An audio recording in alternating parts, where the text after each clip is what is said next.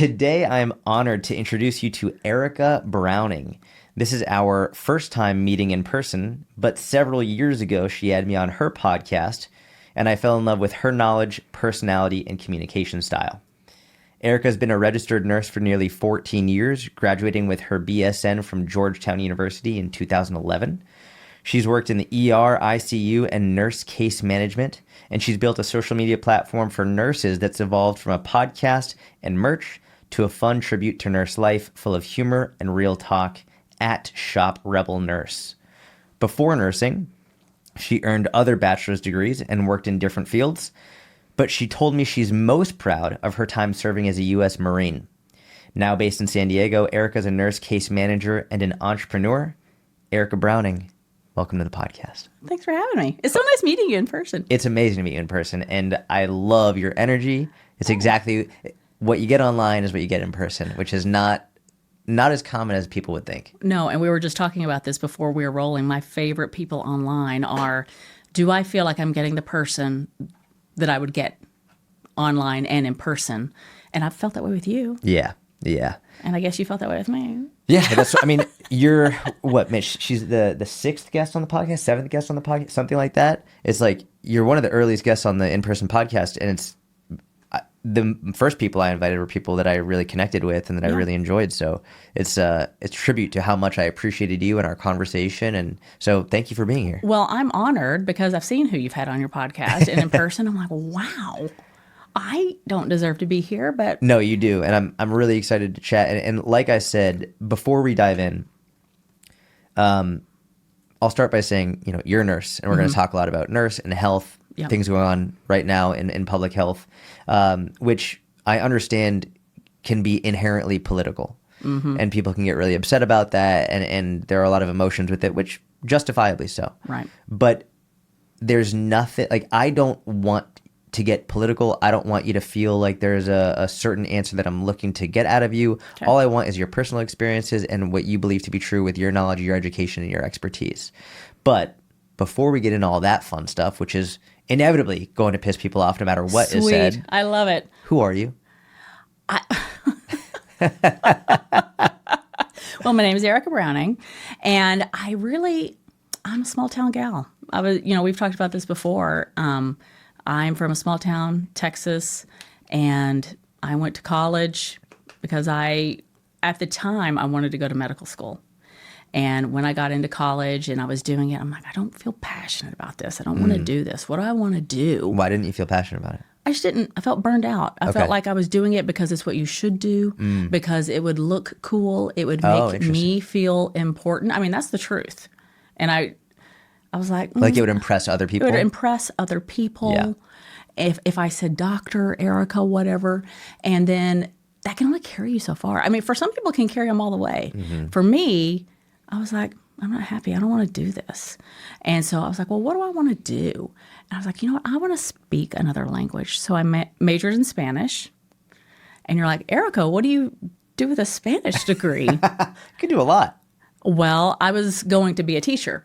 And so I graduated with my BA in Spanish, and then I did like this graduate course to become a teacher, and then I did my student teaching, and I was like, hell no, this was a mistake. I do not. And I don't know if it was because I was so young, because I graduated college when I was 21. Okay. And then I'm in high school with these 18-year-olds. I mean, that's... Yeah, it's not that far off. It's not that far off. And I was like, you know what? I didn't have a boyfriend. I wasn't married at the time. I'm like, I am not going to go to some small town and just teach and just wait around for life to happen to me. What do I want to do? And then I was like, I want to join the Marines. And my dad was like,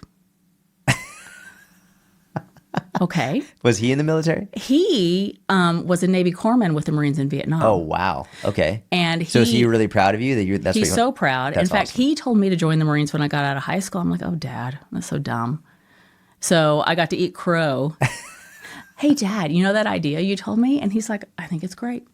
And so that's what I did. I looked into it, and for those who don't know how it works, there's selections officers that have different regions. So if you're going to be an officer, like if you have a college degree, you can be enlisted, but you can become an officer. You have to have a college degree to become an officer.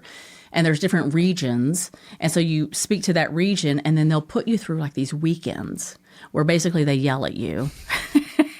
So you get a taste of what it's like. So you're not shocked. Yep. And so I did 2 of those. I did one out of Dallas, and then I did one out of Lubbock. I don't know who got the credit for me because, it's all about the recruiting numbers. And that was it. And then I was off. And so you started this by asking me, who is Erika? I don't know. A jack of all trades, ex-Marine, turned nurse, turned entrepreneur, and that's it. I love it. That's great. Yeah. I'm always interested in how people answer that question. It's deliberately a little vague just because I want to see how people sort of define themselves and what is the first thing they think of. So I love that. Yeah. And you told me the thing that you were most proud of is being a Marine out of everything you've done, Yeah. which I think is really cool. You were deployed in Iraq, is that correct? Mm-hmm. Was it 04, 05? It was June 2004 to January 2005. Mm-hmm. What did you do? So I was an air traffic control officer. Okay. And originally, I had this whole plan where Marines are very small. You're either East Coast, West Coast, or like Hawaii and Japan. Okay. I wanted, and the whole point of being a Marine is that you're quote unquote tip of the spear. So you go out on these big ships, and if you're on the East Coast, you go to the Mediterranean and you just cut blocks and you make all these cool port calls, if something doesn't pop off in, that region of the world. And so at the time, this was before 9/11, I'm like, I want to do a med cruise. So I asked to be stationed on the East Coast, and that was, let me see, I started officer candidate school in June 2001. I graduated August 2001. September 11th happened. Oh my gosh. 2000, like a month later. I was in Quantico. We could see the smoke. Holy shit. From the Pentagon, when the plane ran into it. And so I still wanted to stay on the East Coast, but that med cruise, they took all of the Marines that were supposed to be on that med cruise, infantry, the ground element, which is infantry and associated things, the air element, everyone. And it was just a one-way trip to Iraq. Wow. Instead of cutting blocks and doing all these cool port calls that I had in mind. That didn't happen. So what did you do between September 2001 and 2004, 2005? So all Marine officers go to what is called the basic school. Okay. Because the whole premise of being a Marine is like every Marine is a rifleman, meaning they know how to shoot, they have basic, very basic infantry skills. Okay. And then you're assigned an MOS, a military occupational specialty, when you're at the basic school, which is in Quantico. Okay. So you basically move from going to boot camp to this basic school that's 6 months long, in which you're doing studying, you're taking classes, you're out on the range, you're out in the field, you're doing all sorts of things. And then based on how you score, and then how many numbers for each MOS, and you get to put what you want, in order. And I got air traffic control. And so for that, the Marines... Did you ask for that? Or that's it was just what they number gave you? 5 on my list. Okay. Number 1 was signals intelligence. Okay. And there was only 1 spot Oh, wow. for the entire class. Wow. And the number 1 guy wanted it. So Okay, that's next. done then. Yep. You're right. Number 2 was aviation intelligence. Okay. I believe there were 2 spots. Okay. And people before me, I actually did pretty well at the basic school. I was like number 30, in the 30s or something like that, out of, I don't know, 100, over 100 or something like that. But still, when there's only 1 spot, Yeah, they're going to give it to the top. 3, I don't know what I put for number 3. 4 was communications. Okay. That's actually the one that I got, but there was a guy who was prior enlisted who already had experience in communications, so they put him in that. And then number 5 was air traffic control. Got it. Boom. Congratulations. So as an officer, you go in there, think you don't know what you're getting. It's not like being enlisted where, you're signing a contract and I know I'm going to go to infantry school or air traffic control or whatever. You get what you get. And you might not like what you get.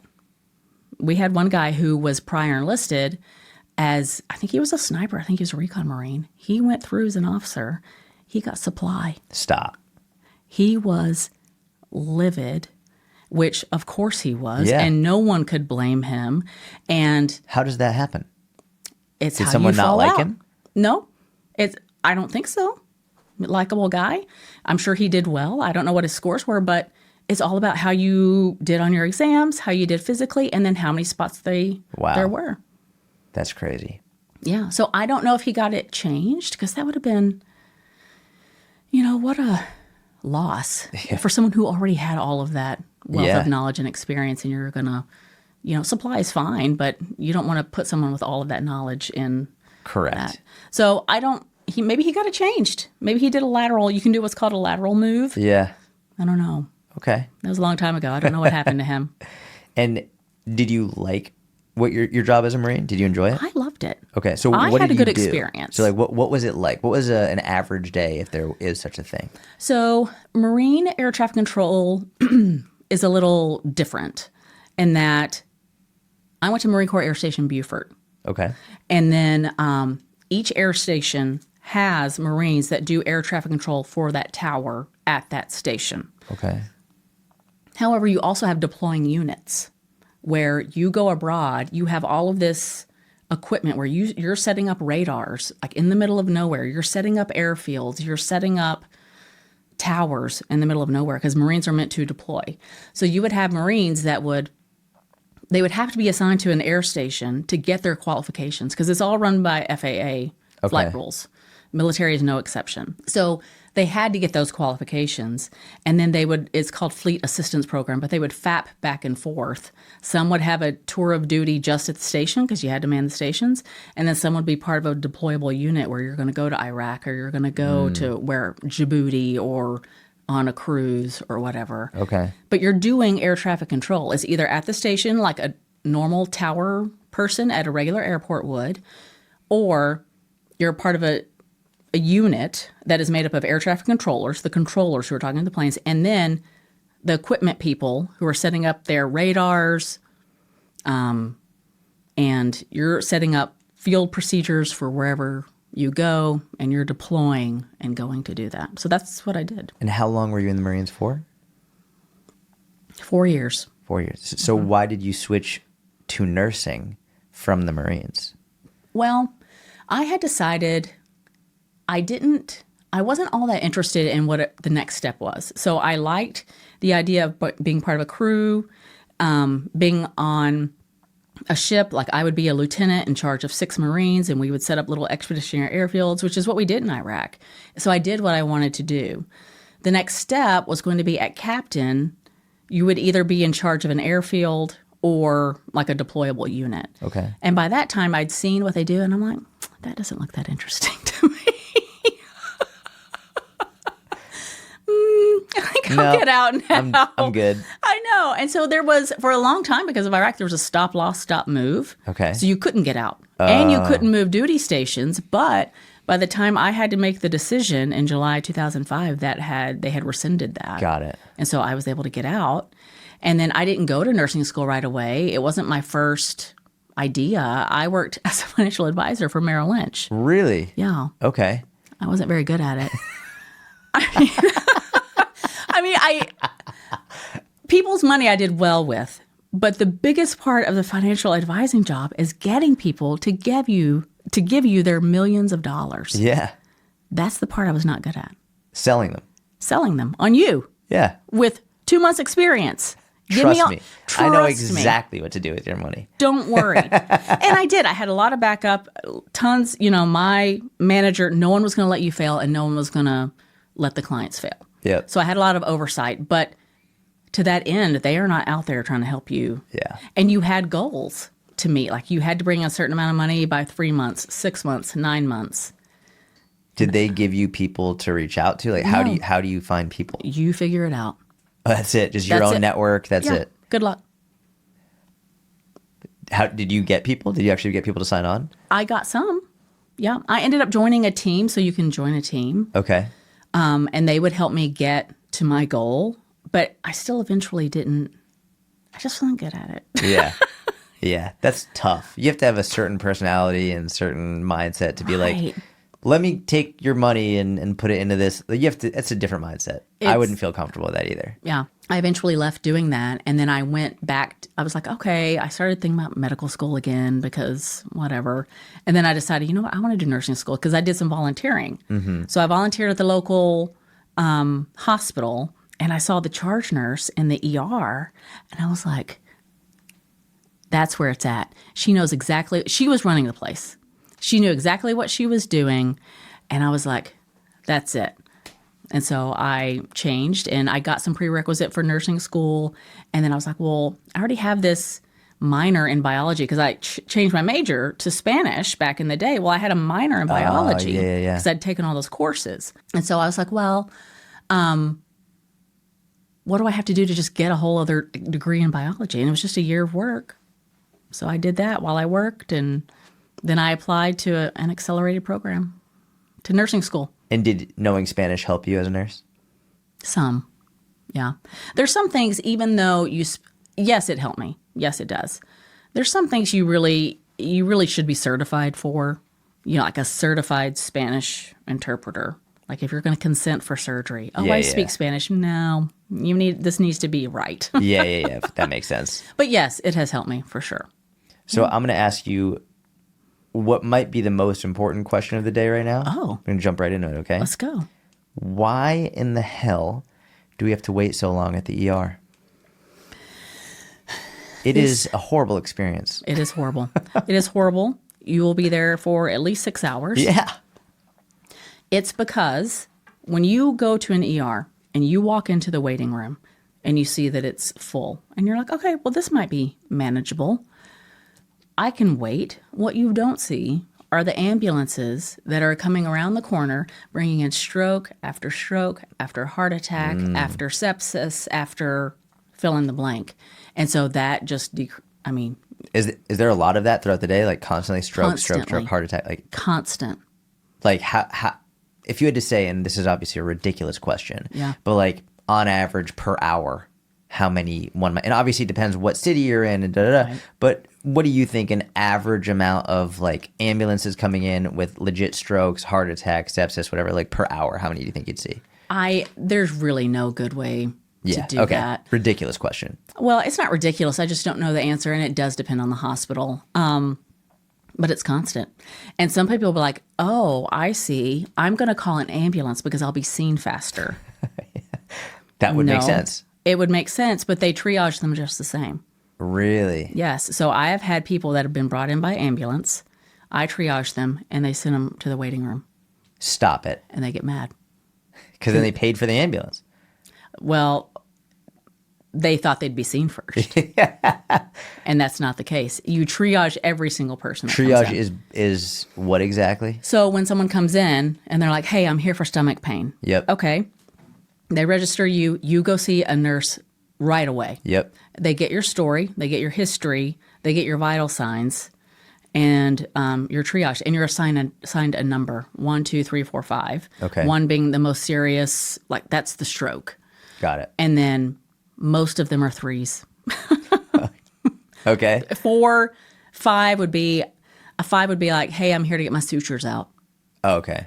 Got it. 4 might be a laceration that does need sutures. You need medical attention, but you're going to sit here. You're not going to bleed out. You're fine. You're fine. We have tons of abdominal pain. Okay. And so you're not, even though you're in the waiting room, the way the ERs work where I have worked, you'll get triaged. And then you will see a provider pretty soon. And it's probably a PA or an NP. It might be a doctor. Well, they will order labs and maybe an initial ultrasound or CT or whatever. So you'll have things done. Okay. And then if those things are decent, you're still waiting in the waiting room. Mm-hmm. And so they may see, oh, he's got diverticulitis or, I don't know, fill in the blank. It can still wait because we don't have an open bed. Where am I supposed to put you? Mm-hmm. And so sometimes it's this big systemic problem where the hospital's full, like the hospital on the actual floors is full. So maybe people come into the ER and they are admitted, but I can't move them because the floors are full. Mm-hmm. And so they're in the halls on gurneys waiting for days. And then I haven't stopped the doors. I can't close the doors. So you all are still coming in. Ambulances are still coming in. And it's just this big bottleneck. That's why nurses are notorious for like, oh, are you dying? Like if you're a mother, like, are you dying? Okay, we are not going. Yeah.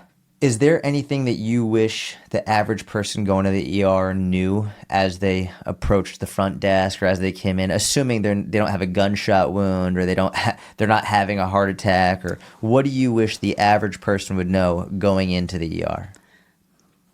Or how do you wish they would act or what they would say? What do you think the best route there is? Well, I just wish it is going to be a long wait. Just period. know it. It's going to be a long time. It's going to be a long wait. And if it's not a long wait, then that is yay for you. But don't count on it ever not being a long wait. Okay. And if someone's mean to the nurse up front, good luck. That doesn't help you. I mean, the nurse is still going to be professional. You know, if you have real complaints, if you're running a fever, we're going to take vitals again, that sort of thing. But you being nasty, I mean, there's nothing I can do about it. Yeah. Where do you want me to put you? Where? There's nowhere for me to put you. Yeah. So it's an exercise in patience. Have you personally ever had a bad experience at the ER? Like, have you ever gone to the ER and then had something happen that you weren't happy with or you weren't treated a way that you wanted to be treated by a nurse? No. Okay. I've been to the ER and I was in the tent. Yep. Waiting with everyone else. Yep. But I knew, maybe that's part of the thing, is I knew what was happening. Yeah. Like, you get it. Yeah. I wasn't dying. That's fine. Like, I knew I was going to be out there for a while. And I think maybe if people just know that, because a lot of times, like, how do you decrease anxiety? How do you, handle hard times? Well, being educated on what's going on, being informed. Correct. On what's going on. And then I feel like, sometimes places could do better about informing the patients that are in the waiting room. Hey, this 100%. is where we are. Yep. But sometimes they don't know. Yeah.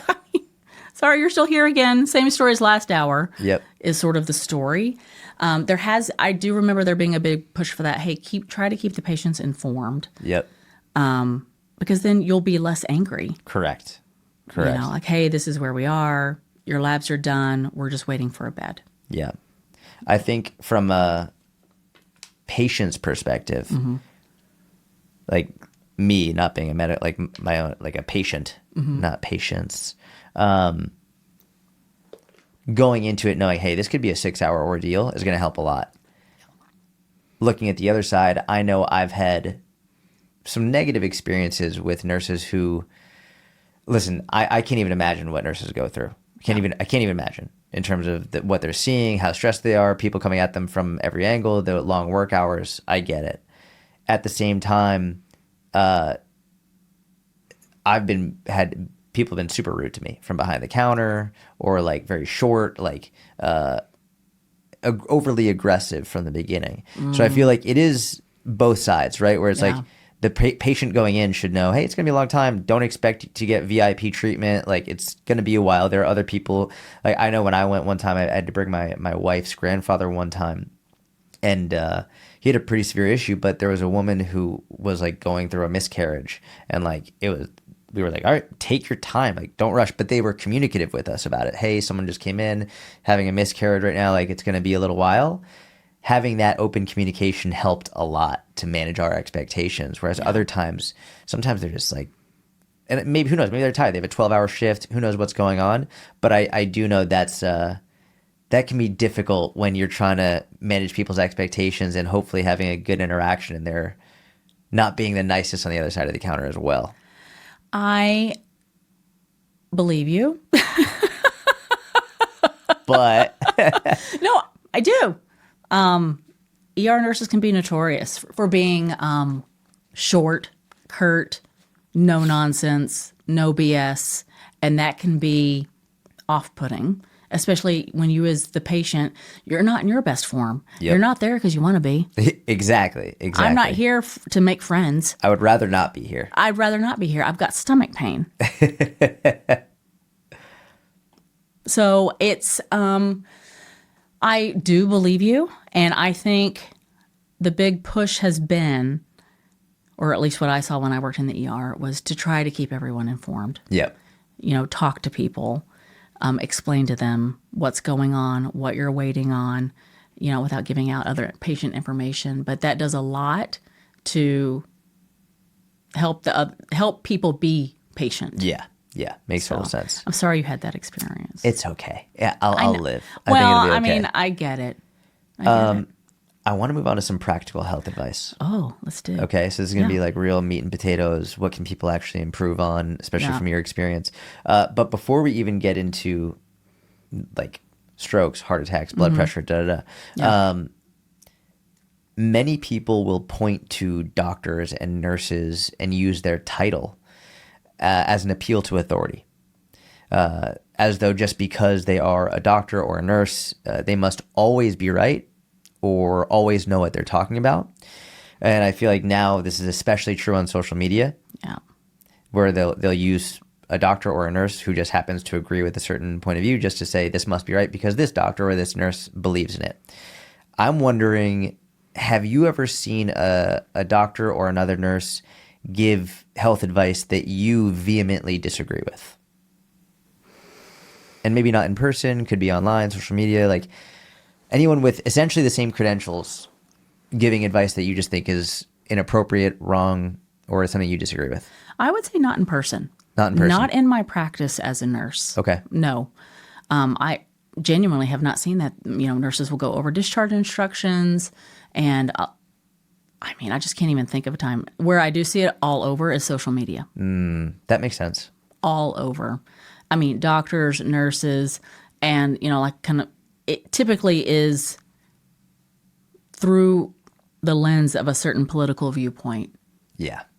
Yep. Is typically the way that it goes. And that's not to say it's right or wrong, but gosh, I feel like we're so polarized now that people don't even know what to believe.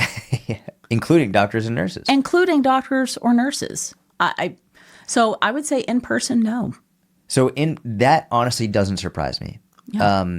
Because I feel like a lot of the stuff that we see on social media, we're seeing it specifically because it's gone viral. We're seeing it specifically because it is sometimes such outrageous advice, something so bewildering that it is getting a lot of traction. Whereas on a day-to-day basis, we don't see things that are that bewildering, especially when you're in person with mostly logical, very intelligent people. Yeah. Is there anything specifically, like you brought up, often like it might be influenced by their political opinions or what's going on, any health advice you've seen on social media by a doctor or a nurse or whomever that like sticks out as really bad health advice? I don't know that I've seen really bad health advice. I see a lot of chatter. Okay. And it's usually on the fringes. So a nurse, like in the hospital, if I'm discharging someone, they were here for diverticulitis.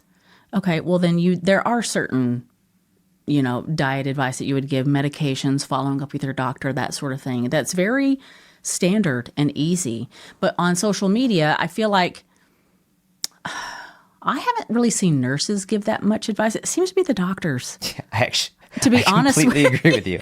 I completely agree with you. That's exactly right. I'm trying to think of any nurse influencers that I have seen give. I have seen a couple. You have? I don't want to name. I'm not going to name. What have they shame. said?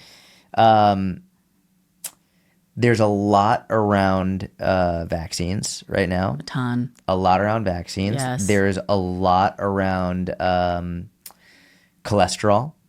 There's a lot and carnivore and da. So I would like your thoughts on that. And I want to get into vaccines later because I think it's really important. Yeah. And I'm not a medical professional, so I want your thoughts and opinions on it.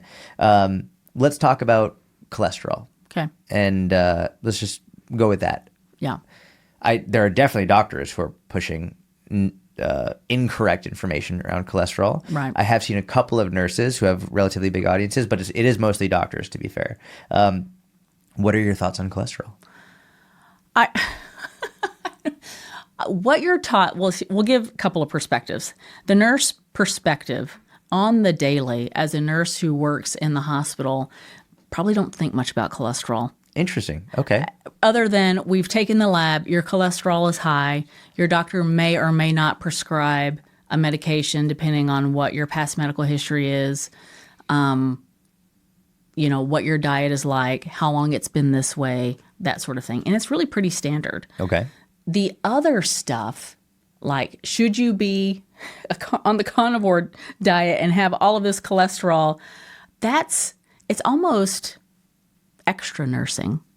Okay. What does that mean? Meaning, like you don't learn about that in nursing school. Okay. And that's not what you teach people in the hospital. Yeah. That is your personal opinion. Now, maybe it's based on your knowledge and experience as a nurse. Maybe as a nurse, you are better able to read health articles and understand the conclusions and that sort of thing, and you've made your own educated decision. Okay, fine.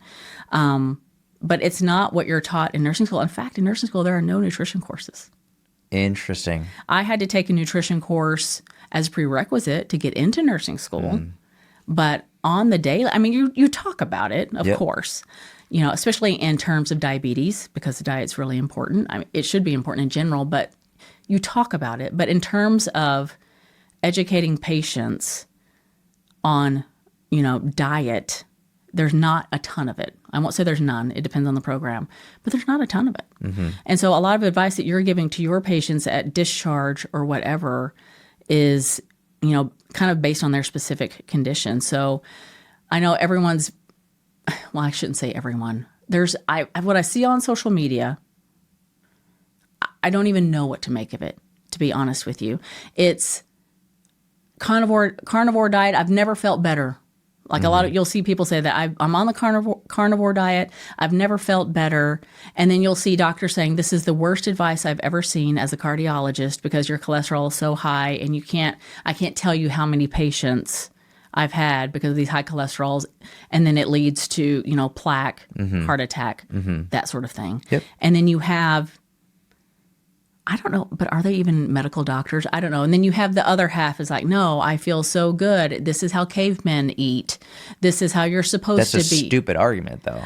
But that's what they say. Ate. Not to mention it's not how cavemen ate, by the way. But that's what they say. Well, that's what they say, which is like shocking that someone who's claiming to be a doctor, and some of them are doctors, although some of the larger carnivore proponents are psychologists. Yes. Not actual, Yes. like nutritionists or registered dietitians. Right. Or let's talk about your views. And I know you're not a nutritionist or registered dietitian, Right. but from what you've seen with cholesterol, carnivore diet, what do you think? I haven't seen much of it. My patients as a nurse, most of them are not on the carnivore diet. That tends to be a very influencery, bodybuilding, fitness Correct. area Niche. versus the nurses with their patients in the clinic. But do you think that, because I've seen it growing. Yes. That's my concern. Yeah. My concern is that it's now growing outside of that world where we have people who are very involved in fitness who are doing it and then telling their mom or their dad or their Yes. brother or their coworkers, you got to do this, you got to do this. I'm also concerned because, like you said, an interesting perspective that I have as a coach is that I'll see many people say, I've never felt better on this diet. But it doesn't matter if it's carnivore, doesn't matter if it's plant-based, doesn't matter if it's keto, doesn't matter if it's Weight Watchers. Oftentimes within the first 2 weeks, someone's going to say, I've never felt better. Right. It's like, great, you've been on this for 8 days and you've never felt better. Let's give this 6 fucking months. Yeah. And the issue that I see with carnivore, specifically carnivore, is that have you seen the Instagram page called Carnivore Cringe? No. This page is an entire page of people who were on carnivore for extended periods of time who then are having heart attacks, whose gums are bleeding, who are having major health issues, heart palpitations, because of carnivore. They literally go to get their blood drawn and their blood is too thick. Yeah. Because of all the extra fat in their blood. There's like a white thing on top. Literally, they have fat in their blood. So much fat in their blood that like it solidifies when they take their blood out. I had a guy message me pictures, vials of his blood that had so much fat in it that it solidified. It looked like a steak, like a ribeye. Yeah. And so my concern is, even if it just stayed in this niche fitness area, I'm still concerned for their health. Right. Like, I don't want anyone, even if I disagree with them fundamentally, I don't want them to get sick and die. I don't want them to have a heart attack at 40. I don't want that of anybody. So my concern is that these people are being misled and that they're actually following a very, very dangerous protocol. But I also want to know, like, your thoughts. Do you think that this is, like, regardless of whether it's niche or not, do you if you disagree, feel free to disagree. Do you think it's dangerous, or do you think carnivore can be done and it's totally fine?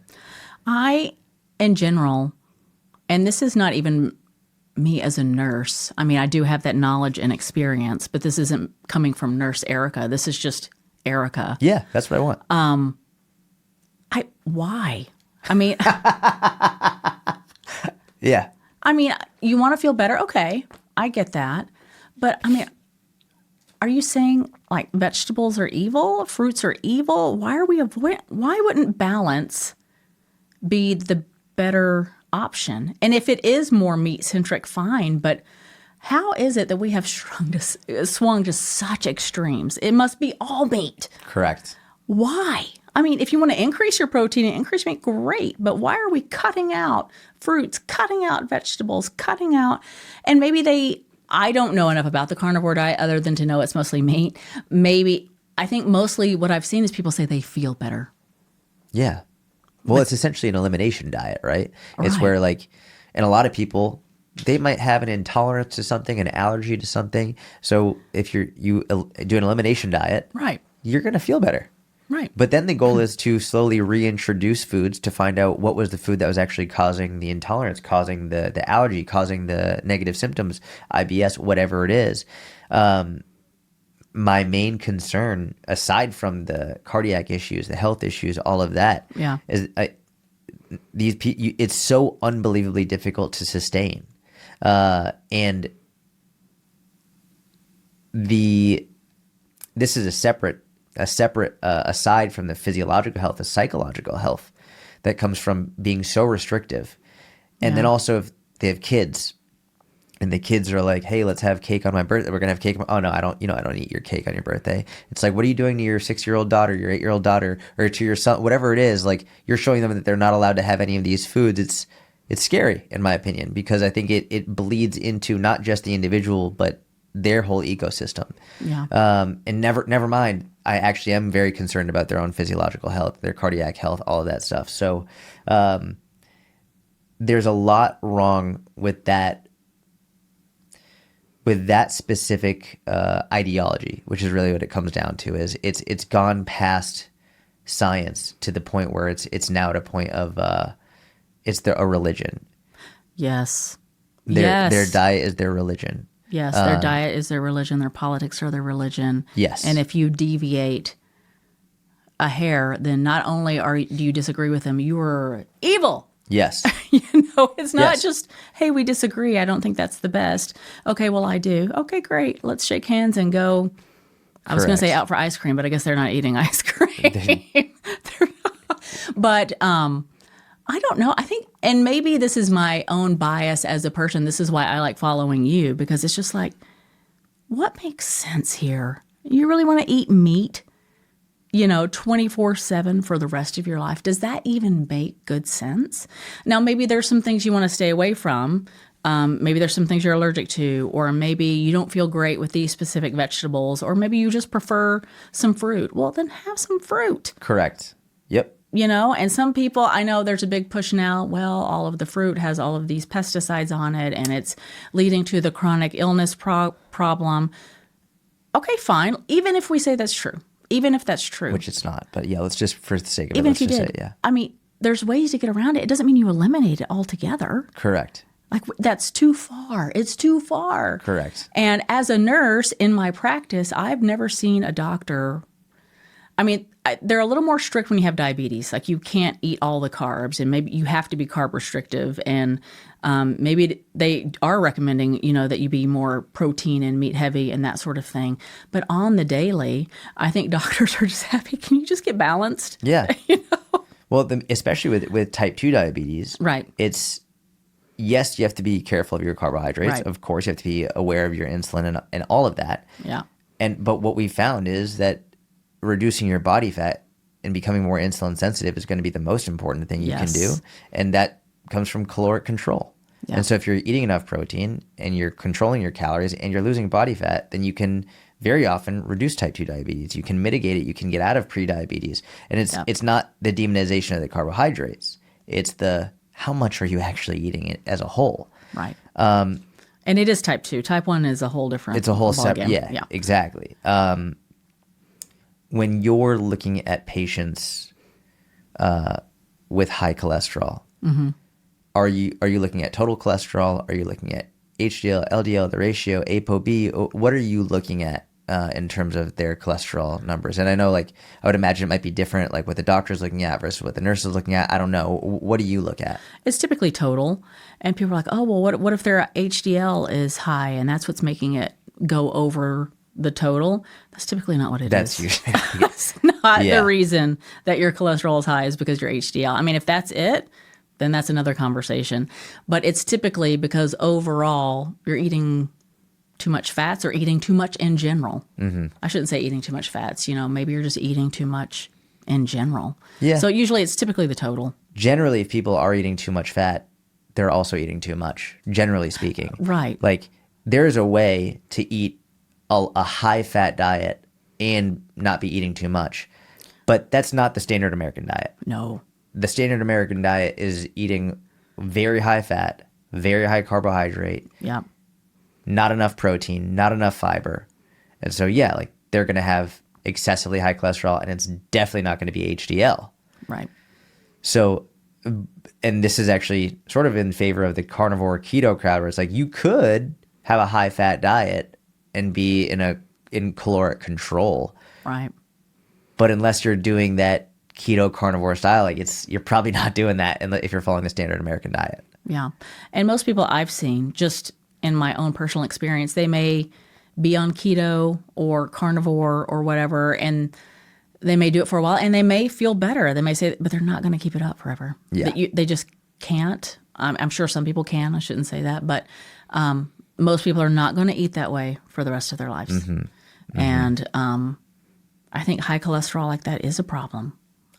It is, absolutely is.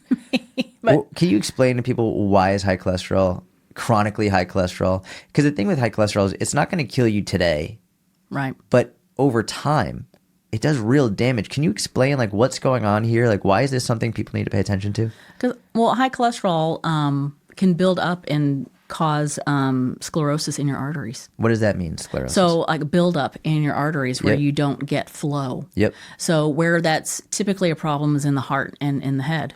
Yep. So if when someone has a heart attack, there could be lots of reasons, but let's say it's for this reason, and they do an angiogram or a heart catheterization where they stick you come in, let's say you come into the ER, hey, I've got chest pain and I'm short of breath. And then they do an EKG, they might see a couple things. They're like, okay, you're going directly to the cath lab. They put a catheter into your groin and they go in and they inject dye and they can see blockages. And so at that time, you're like, well, what are the blockages? Well, it's sclerosis. It's where you've had buildup. And it's not all cholesterol, but that's a component of it. We're just and it'll close off an artery. And then you can have a heart attack. And then the same thing can happen in your brain, cause a stroke.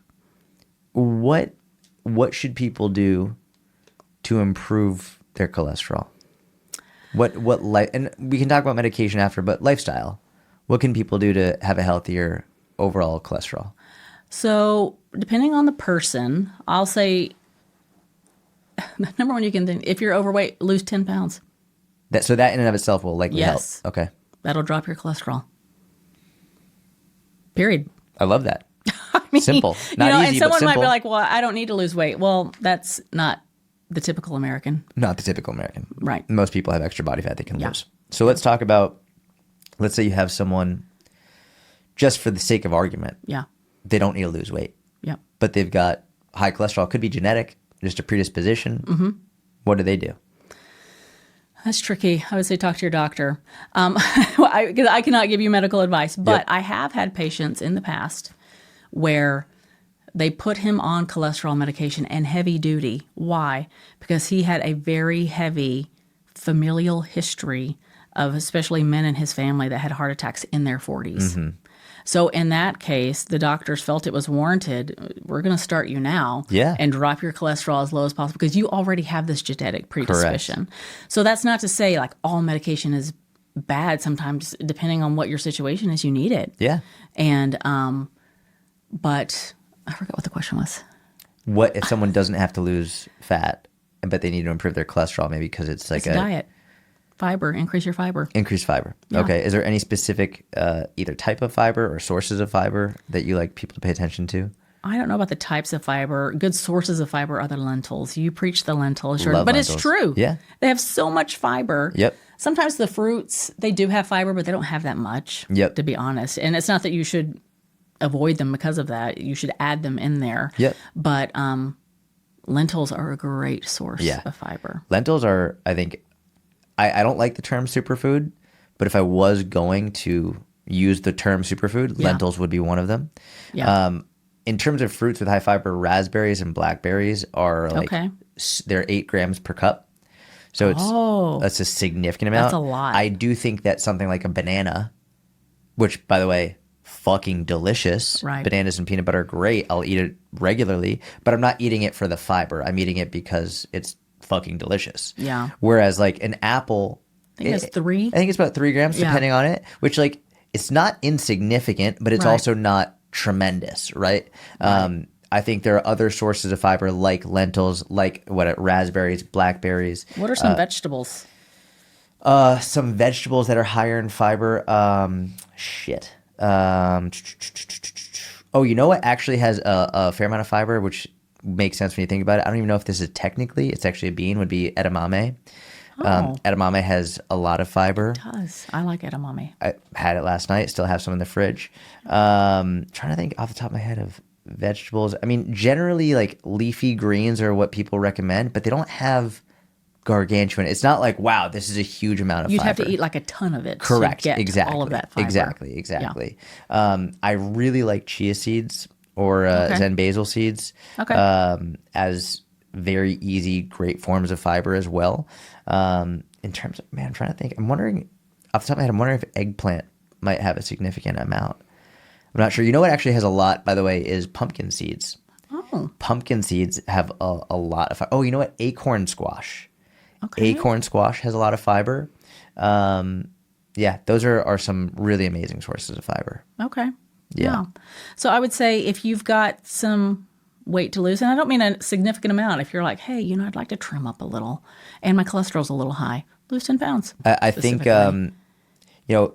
we often talk about how dietary fat doesn't necessarily impact your body fat because if you're not eating a caloric surplus, then you could have all the fat you want and you're still not going to gain body fat. But right, which is why carnivore works. Which is why people can lose fat on carnivore because even though they're eating often very high fat, they're still in a caloric deficit or maybe caloric maintenance.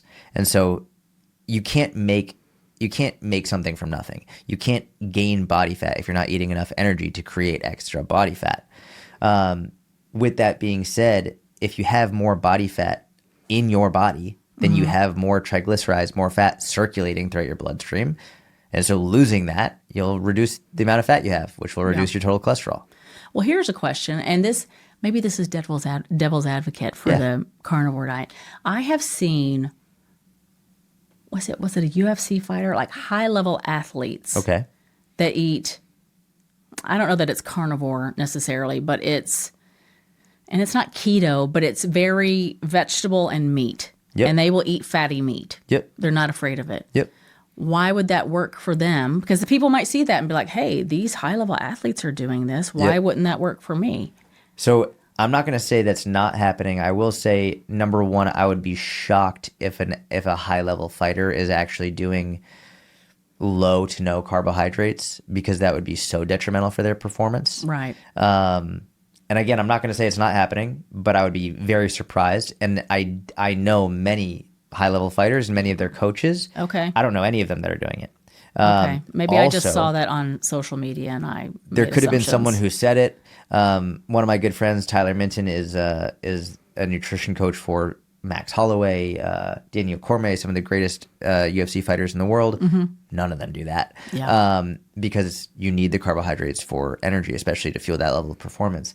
The other thing to keep in mind, and let's just devil's advocate, let's just say there are fighters who are doing this or elite athletes who are doing this, which I don't know any that are, but let's just say there are. Yeah.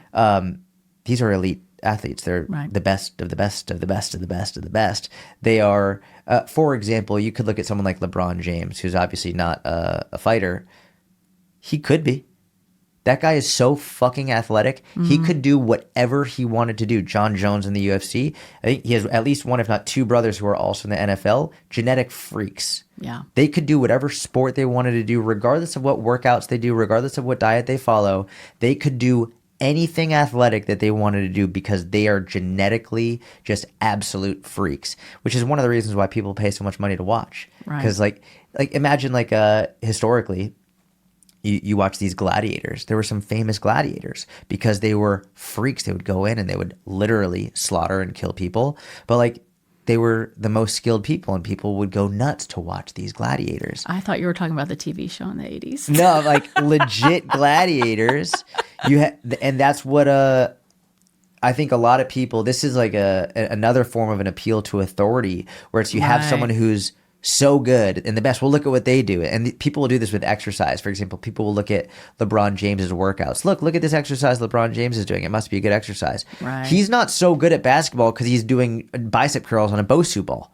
Like, that's not why he's fucking good at basketball at all. He's, number one, puts in an insane amount of work. He's been doing this his entire life. And he could do any fucking workout and still be the best in the world at what he does. So it's a major problem when people will prop up an elite athlete and say, well, this is the diet they follow. This is the workout that they follow. It literally doesn't mean anything.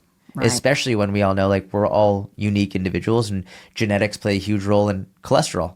Right. They play a huge role in literally everything. So just because someone else is doing it doesn't mean that it's going to be okay for you. And by the same token, and to play, to go pro carnivore for a second, there are absolutely people who can follow the carnivore diet and be very healthy. Yeah.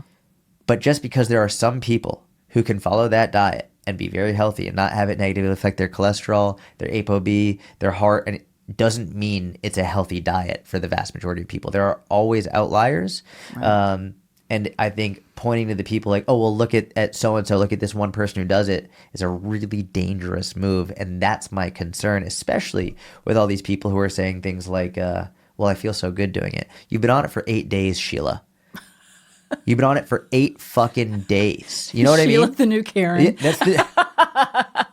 it's ridiculous. But people do this with everything. They do it with their workouts. I'm following this new program. It's the best I've ever felt. How long have you been doing it? 2 weeks. How long have you been following this diet? 2 weeks. It's like, give it 6 months, and every time you ask, they'll have changed. I would just say, if someone is like, no, I really want to do this, I really feel good, then be informed. Yeah. So don't do it in a silo. Get your blood work checked. That's Pay it. attention to it. Correct. Don't just believe someone on social media. Go ahead. I mean, it's your life. You get to do what you want. Yep. But, get the data from the labs. Talk to other sources. Talk to your doctor about it, what you're doing, why you want to do it, and then come up, with maybe a game plan. But this whole, I'm doing it and, I've got all this cholesterol, I don't see how that's beneficial. I don't personally. I think the issue now is people feel informed because they listen to someone who's supposed to be a professional on social media. And they feel like, oh, well, I'm informed because I listened to a doctor on social media say this, or I listened to someone who's supposed to be a trustworthy, credentialed individual who's saying these things. And even the guy who really popularized the carnivore diet, he's technically a doctor, but I'm almost positive he's a psychologist. He's not actually a medical doctor, no degree in nutrition. And when he was writing the book on carnivore, literally when he was writing the book, he stopped doing it because he was having heart palpitations, having health issues, and he switched, but he still sells the book. Stop it. Yes. I think another element of that is that people have lost faith in the healthcare system. Yes, unfortunately. So they don't believe the doctors. Correct. Or their nurses.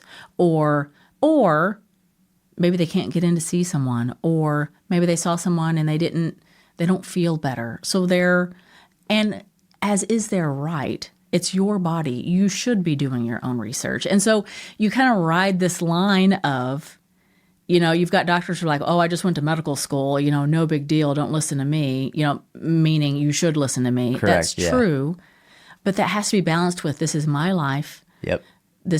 I have to do my own research because not all doctors are created equally. Not all social media influencers are created equally. So it is hard in general for people to say, well, what am I supposed to do? Yes. Yeah. And because I see your question boxes, and it's people who are like, what am I supposed to do? Yep. And, a lot of good influencers like yourself try to give good, almost like basic, easy advice. That's why I like yours so much. It's just easy. Just go freaking walk. Yep. I don't know what else to do. Well, then go walk. Yep. Oh, well, that can't be the only answer. No, it's the answer to start. It's how you start. It's not the only one, but it's not. a great thing to do. It's a great thing to do. Why are we demonizing walking? Who is doing this? Here's a major issue is that one of the reasons that people have lost faith in the healthcare system is because of the relation between the healthcare system and mainstream media. And what mainstream media has done, and we'll get into COVID later on, but people just bluntly were misled. Yeah. And we'll talk about it. Yeah.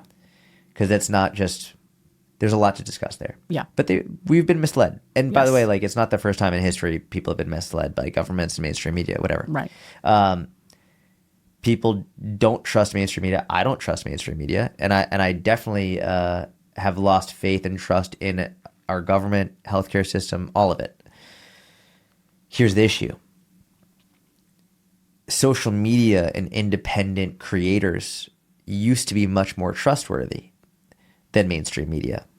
But now they're becoming more like mainstream media because the reason mainstream media became untrustworthy was because they needed to get more views, to get more advertising dollars. Mm-hmm. So they would say ridiculous things, and they would not criticize certain companies because a company was funding them. So, well, we can't criticize that company because this is who's funding us. So they started to warp their messaging based on where the money was coming from and starting to say things just to get more people watching their news channel. Now that's what's happening on social media. Now you have these independent creators, including doctors, including people who are highly educated, who are being warped by views and likes and virality. And so now I think what once happened with mainstream media in which people no longer trust it, I think right now people are being essentially brainwashed on both sides. And I use both sides from a political perspective, but it could be also nutrition. It could be workouts on all these different sides. People are being brainwashed because the creators who know better are falling for they're doing whatever they need to do in order to get more views and likes and clicks, which is negatively influencing what they're saying, and they're warping the truth and then justifying it through mental gymnastics in their head to say, well, at least it's better for them to do something than nothing. It's like, hold on, you're actually giving them false information. People are being actively misled by the mainstream media and now social media influencers. And I think it's going to be a little while before people realize people don't know what it's like to have a large social media audience mostly, and they don't understand how the money comes in, and they don't understand how willing people are to change their messaging just so that the money keeps rolling in. Yeah, I know. I have no money rolling in. So I'm aware about it. But it's so, that's why I'm very pro patient getting educated and being fully informed. Yep. Fully informed. And if you want to do carnivore after that, it's your business. Yep. But not cherry picking what I want to tell you. Yep. In order to lead you down a certain path. Yep. We either believe that and I feel like, it's what you just said. I don't want to repeat it, but mainstream media picks out what they want to say. Correct. So does social media. Correct. And so, the masses are like, well, what the hell am I supposed to do now? Who am I supposed to listen to? I would say listen to both. If you want, what are they saying? And then critically think about what they're saying. Correct. And then if you just cut off the extremes, unless your doctor has told you for reasons that are special to you, cut off the extremes and pursue it that way. Yep. From a very heavy middle of the road approach. Yep. Unless your doctor has told you otherwise. I think what you said about getting your blood work done is probably the best advice because I think people need to treat themselves like their own science experiment. Yes. I really think that's what people need to do. Yeah, do it now. And then, okay, let's say we're pro-carnivore. Let's just say it. Fine. Get your blood work now. Yep. Do it for 6 months and do it again. Yep. See where you sit. That's exactly right. And how do you feel? Yep. And talk to your doctor. Yep. They're probably, if your cholesterol's high, they're probably going to tell you to come off of it. Well, and if you're then nervous about it, you're like, ooh, this is really high. I don't know that I feel comfortable with that. Yep. Okay, then why don't we decrease a little bit of the carnivore and add in some vegetables or fruits or whatever it is that you like. Yep. Yep. And then do another 6 months. Yep. Where are we? And then it is almost like your own personal treat your own like N equals 1 science experiment. 100%. Yes. I think that's what people now. Here's the issue. The issue is someone goes on carnivore, cholesterol skyrockets. Well, now they've been told cholesterol doesn't matter. It's okay for it to be high. Well, okay. Well, should I come off because so and so on social media says that cholesterol doesn't matter, but this doctor is saying that I should. I need to get on statins. It's like number one, there's a middle ground there. You don't have to either. It's not that cholesterol doesn't matter. It's not like you need to get on statins immediately. Maybe we could understand that if we look at the totality of the data, chronically high cholesterol is really fucking dangerous. Yeah. Right? Now, I understand this is where people get confused because you get legit doctors online saying cholesterol doesn't matter. Publicly, privately, I've spoken to them and they'll be like, well, yeah, like ApoB is really important. LDL, like, you got to pay attention to it. But publicly, they're not saying it because the programs they're selling don't. Really? Yes. Yep. Really? Yep. It's They're saying publicly. We won't say names. I don't even know who you're talking about. Yep. They will say publicly that it doesn't matter, Yep. but then they will tell you privately, actually, it kind of does. Correct. Stop I've it. had dinner with them. Stop it. Yep. What do you say to them? It's a great question. Because I know you don't want to offend, but you're like, yo. No, at a certain point, though, even though I don't want to offend, it's very difficult for me to remain calm because they're causing real damage. They're causing like legitimate damage to people, to them, to their families, for the sake of getting more likes, getting more views, making more money. Is that really that's it? That's all it is. If their engagement, if their income wasn't dependent on views and likes and people buying, then they wouldn't be saying this stuff. Like, they have no other reason to say this stuff outside of their own financial gain. If looking at the data is very clear. You have to deliberately blind yourself.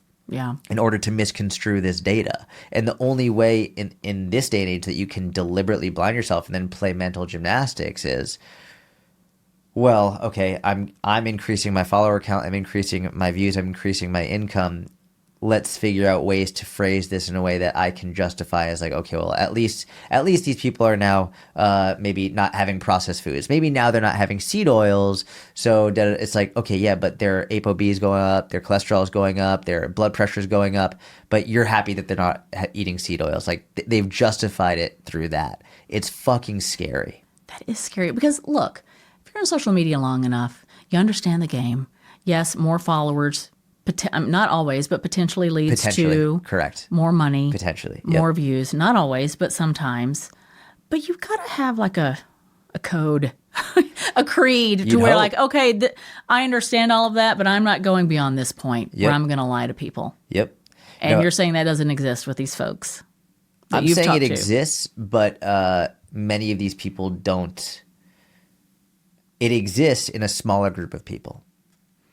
Yeah. And there are a larger group of people that don't follow that code, it's not as important to them. And I'll say, so I started making content in 2011.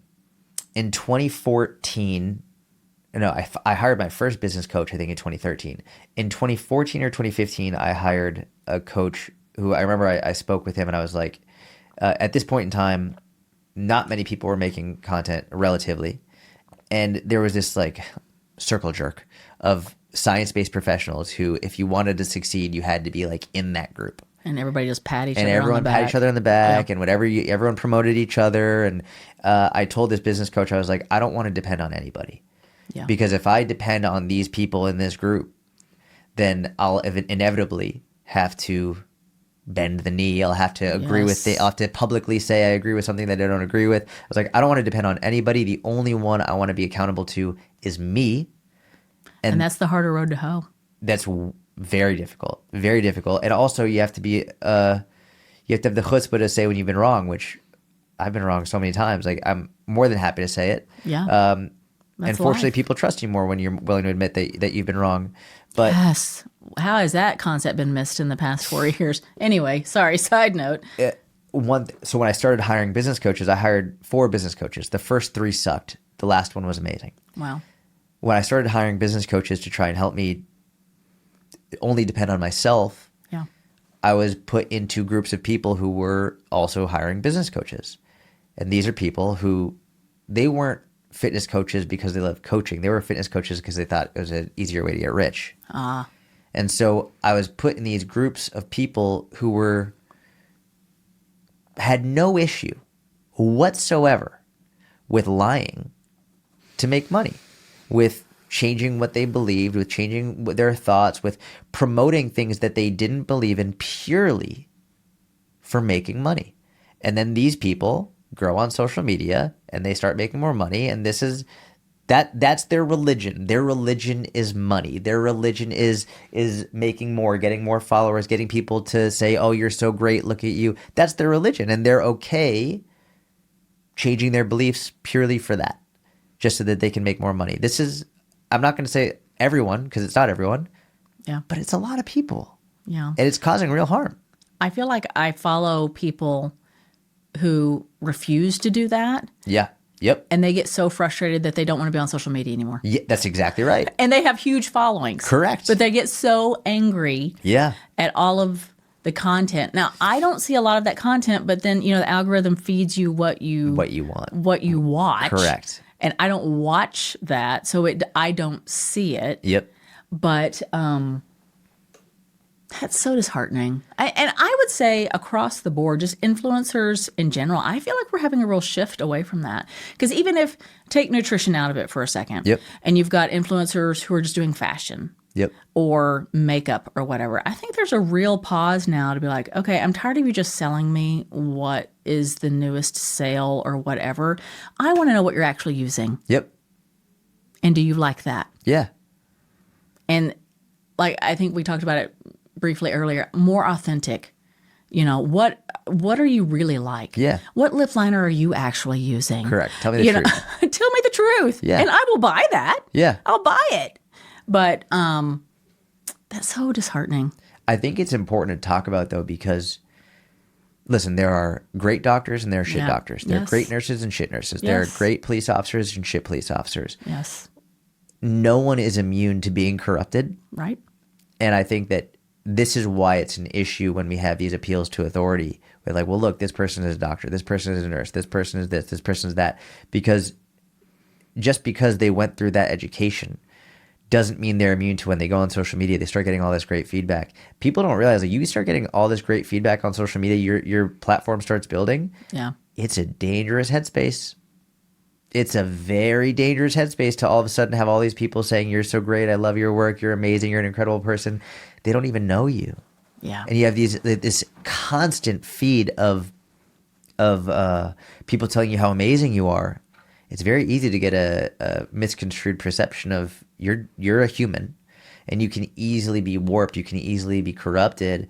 And I think it's important for the consumer to be aware of the person on the other end of that screen, the quote unquote influencer, doesn't always have your best interest at heart. No. And it's really, really important to be aware that it's super easy for them to this is like, we could look at history. The Nazis, they believed they were doing good. They didn't think they were evil. They were like, no, we're doing good. This is supposed to be done. There's an amazing book. It's called Ordinary Men. I bought that because you suggested it. It's an amazing book. I haven't read it yet. I'm still on Operation Paperclip that you suggested. Also a great book, and pretty fucking wild. Like, crazy that the Russians and the U.S. essentially took in Nazis, and what do you even say? Yeah, crazy. Anyway, these people don't actively think they're doing anything wrong. Are you sure? I don't think that they are having objective conversations with themselves thinking, I'm doing something wrong. This is one of the reasons why I think the seed oils has become such a huge conversation. It's an easy thing for people to blame, to then say, well, I'm absolutely helping people improve their health because they're not having seed oils. By the way, eat this way. I think it's easy for people to blame these individual things, seed oils, dyes, all this stuff, and to just, oh, well, I'm really helping people. But are you? Well, here, I'll play devil's advocate on the seed oils. Please do. Admittedly, I don't know much about it. Okay. But why, like some people are very vehemently against seed oils. Yep. Okay, fine. And then I feel like there's a response that's the complete opposite. Like, no, seed oils are fine. Yep. Why can't it be both? Like, maybe seed oils aren't the best for you, so let's avoid them, but let's not miss everything else. Well, so because let's look at the data. Okay. Have you looked into the data at all? I haven't. There isn't a single, and I'm not exaggerating, there isn't a single, not one, human trial showing that seed oils have a negative impact on our health, especially when calories are controlled. Not one. The only trials that show negative health outcomes are on mice, Okay. which have completely different metabolisms, and Right. we're not mice. Right. All of the human trials either show a neutral or positive health outcome with seed oils, especially when compared to saturated fat intake, to butters, or to things of the sort. So what are they basing their judgments on? Why are they saying they're bad? Just because of the studies with the rats? The rats, and also Okay. health trends over time. So they're looking at correlational data. Well, look, we've increased our seed oil consumption over this period of time, and we've also gotten fatter and more sick. It's like, we know correlation doesn't equal causation. We know that. Right. And we know mice aren't humans. And why are you using rat studies when we have human studies? Now, and keep in mind, I'm not confident enough to say, oh, they're great for you. You should eat more seed oils. Yeah. Put more canola oil, all this stuff in your house. I'm not saying that, but I am saying let's look at the data we do have, and there isn't a single controlled human trial that shows negative health outcomes. And when you compare it to what they're saying, tallows, butters, all of that, the health outcomes are infinitely better with seed oils compared to those saturated fats. It's infinitely better. Yeah. So to say like, well, maybe they're not great. It's like, I have no reason to believe that they're not better for you than what they're suggesting. So I will listen, I would rather people have olive oil. Yeah. Like, I think that if I'm going to, I love olive oil. I have olive oil every day. Yeah. Every day. I think it's, again, not a fan of the term superfood. If I had to use it, I would put olive oil on that list. Same with salmon. Yeah. I think people need to focus on higher quality foods, but let's look at what foods have the most seed oils in it. It's generally the most highly processed junk food. So is it the seed oils, or is it the fucking Doritos, or is it your fried foods that you're having? Like, where are you getting these seed oils from? Like, that's the problem. It's not that people are cooking with seed oils at home. It's when they're having seed oils, they're going to fucking McDonald's and they're getting the large fry with a large Coke with a burger. It's like, this is the problem that you're doing on a regular basis. It's not the seed oils. So when you boil it down, here's what I found. Anytime someone boils down to a singular ingredient as this is the problem, they're full of shit. Yeah. Well, I wonder though, so how did that take off? I mean, how would anyone make money off of saying that seed oils are bad? It's not that. You see what I mean? Well, so it's not. Why would they say that? Who cares? It's not that they're making money from like, who knows, maybe they're selling their own oil, but that's not what I think they're making money off of. Yeah. What they're making money off of is, this is how most big podcasters will make money. Big podcasters will bring people on who are saying pretty crazy shit so that they can get clips that they can then put on social media. Yeah. They put these crazy wild claims on social media. They get a lot of attention, a lot of shares, a lot of traction, get more people going to see the podcast. The more viewers you get seeing the podcast, the more your advertisers will pay you, because you're getting more views, more people buying whatever the advertiser is putting on there. And Mitch and I have had many conversations about this. No matter what happens with this podcast, whether it flops or not, I'm not going to platform people saying the most insane shit just to get more views. Yeah. Like, the way I make my income is through mainly the inner circle. Yeah. That's it. That's how I support my family. And that's through science-based strength training, cardio, mobility, nutrition, all of that. The podcast, I do this because I love it. Yeah. This is great. I don't need advertisers. Like, for me, this is just, I get to sit down with great people like you and have honest conversations. Yeah. When people make their money from podcasts, from advertisements, they're no different than mainstream media. They're easily corrupted. They can say anything they can do to get more views, they're going to do. So it's not that they're making money by saying seed oils, but from seed oils specifically. They're making money from the claims that drive them more views. Does that make sense? It does, but I wouldn't want to shut down the conversation. I don't think we should. Even if it's, yeah, that's dumb.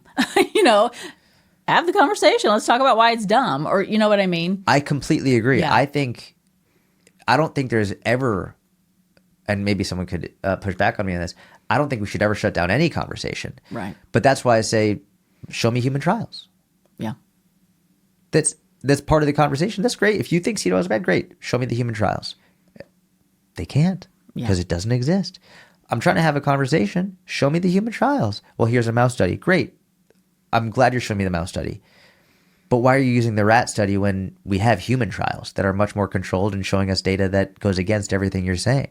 So we can have the conversation, but they usually don't like having it past a certain point because it points in the other direction of what they're saying. Yeah. So I'm all for the conversation. I think it's important, and I think nowadays that's how people can become informed, is listening to these conversations. Right. But if you can't point to the research showing that, this is why I love debates publicly. Like, I always invite people on debates because it's like, if you truly believe in what you're saying, yes, you should be able to stand by it. You should publicly debate it. And this is where I think, hopefully, over the next 5-10 years, people will have more public debates because that will actually show people who knows what they're talking about, who doesn't. Now, the issue with that is some people are great debaters. Some people are just really good at debating without actually having. But that's at least there they can have the conversation and people can start to have a better understanding of the research that they're referencing, and people who are hopefully equal in their skills and in their research can duke it out and let people make their own decisions. Absolutely. I think that would be the best way. I would love, well, maybe this already exists and I just don't know it.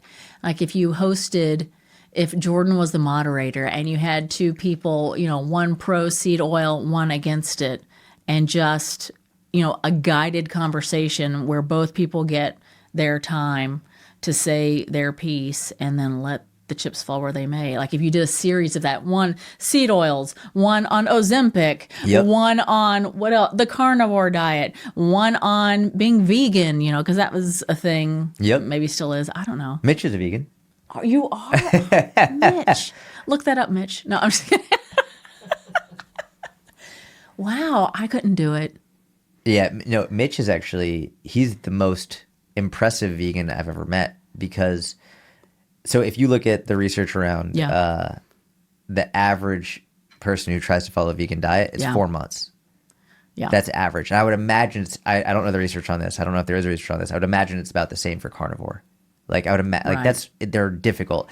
It might even be less for carnivore. I think vegans probably have longer because it's coming from a moral place. Right.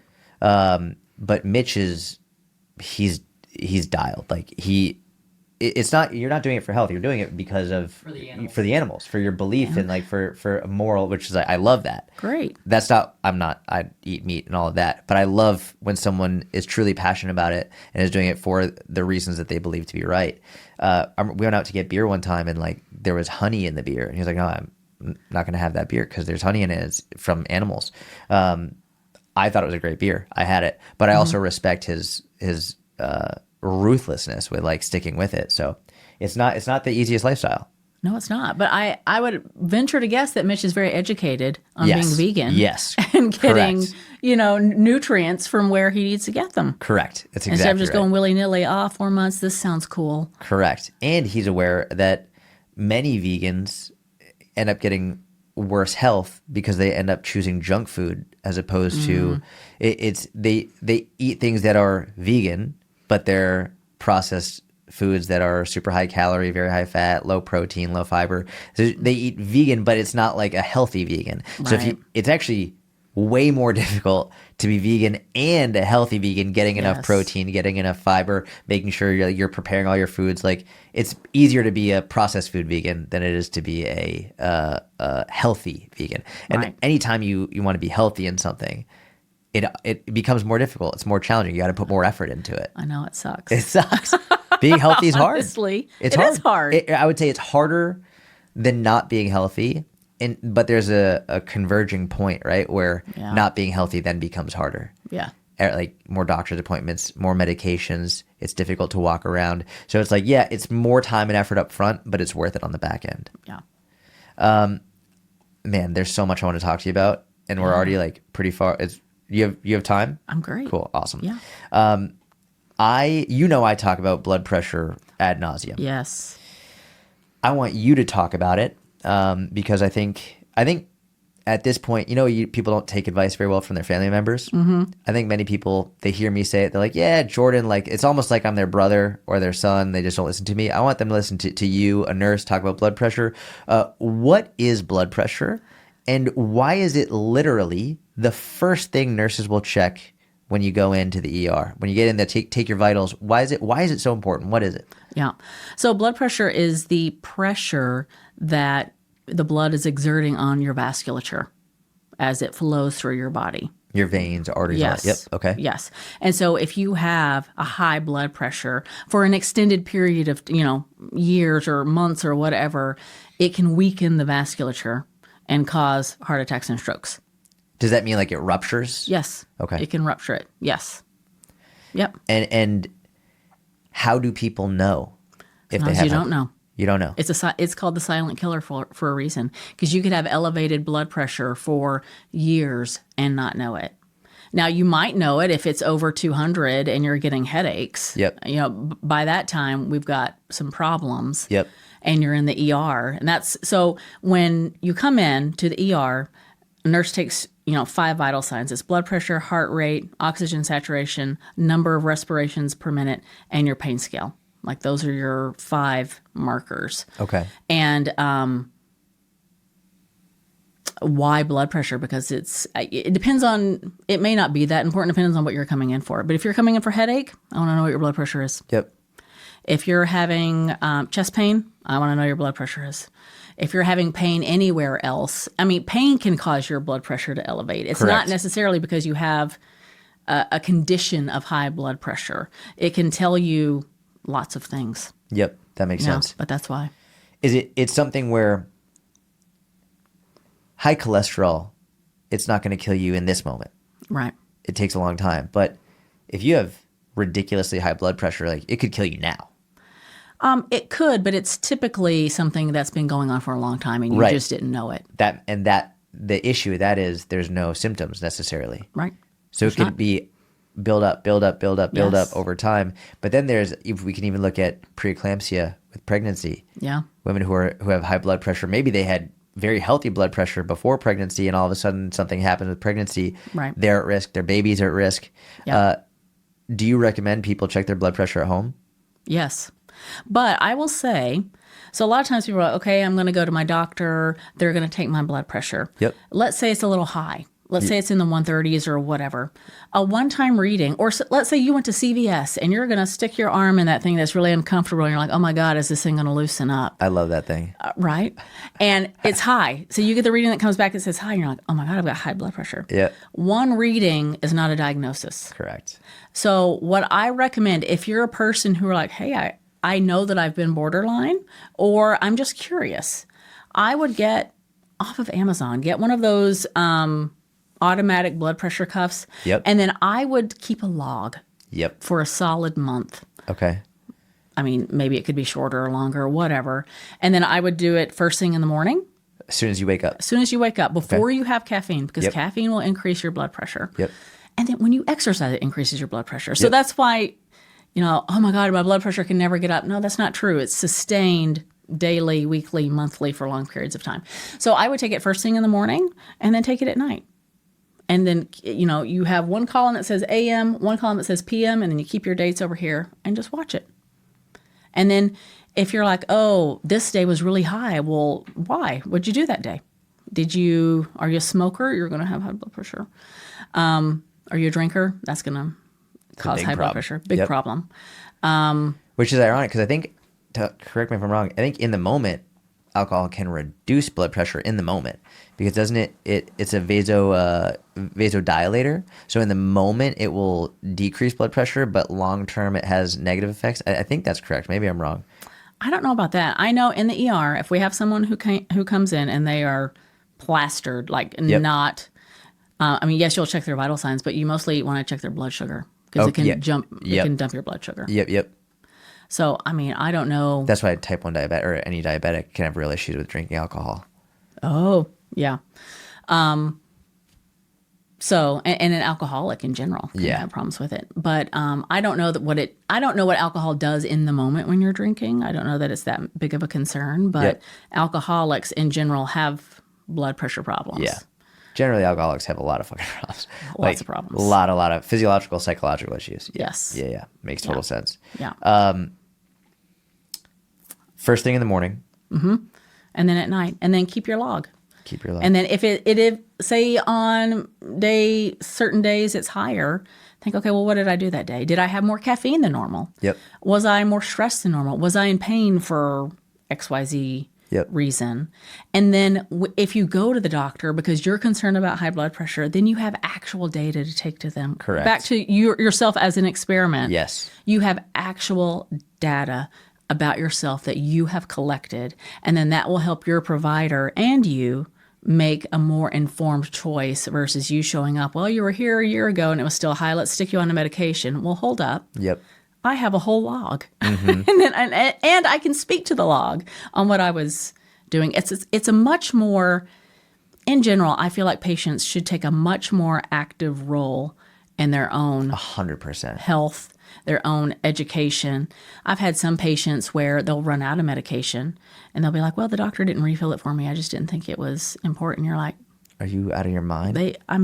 Not that doctors don't care about you, but you should care about you. Yes. You call your doctor if you're about to run out. And please don't wait till you have one pill left and it's a Friday afternoon because they will do nothing for you. That's a little nurse annoyance. That's, it makes Patients will call me and be like, hey, I'm out of meds. Well, it's Friday at 4.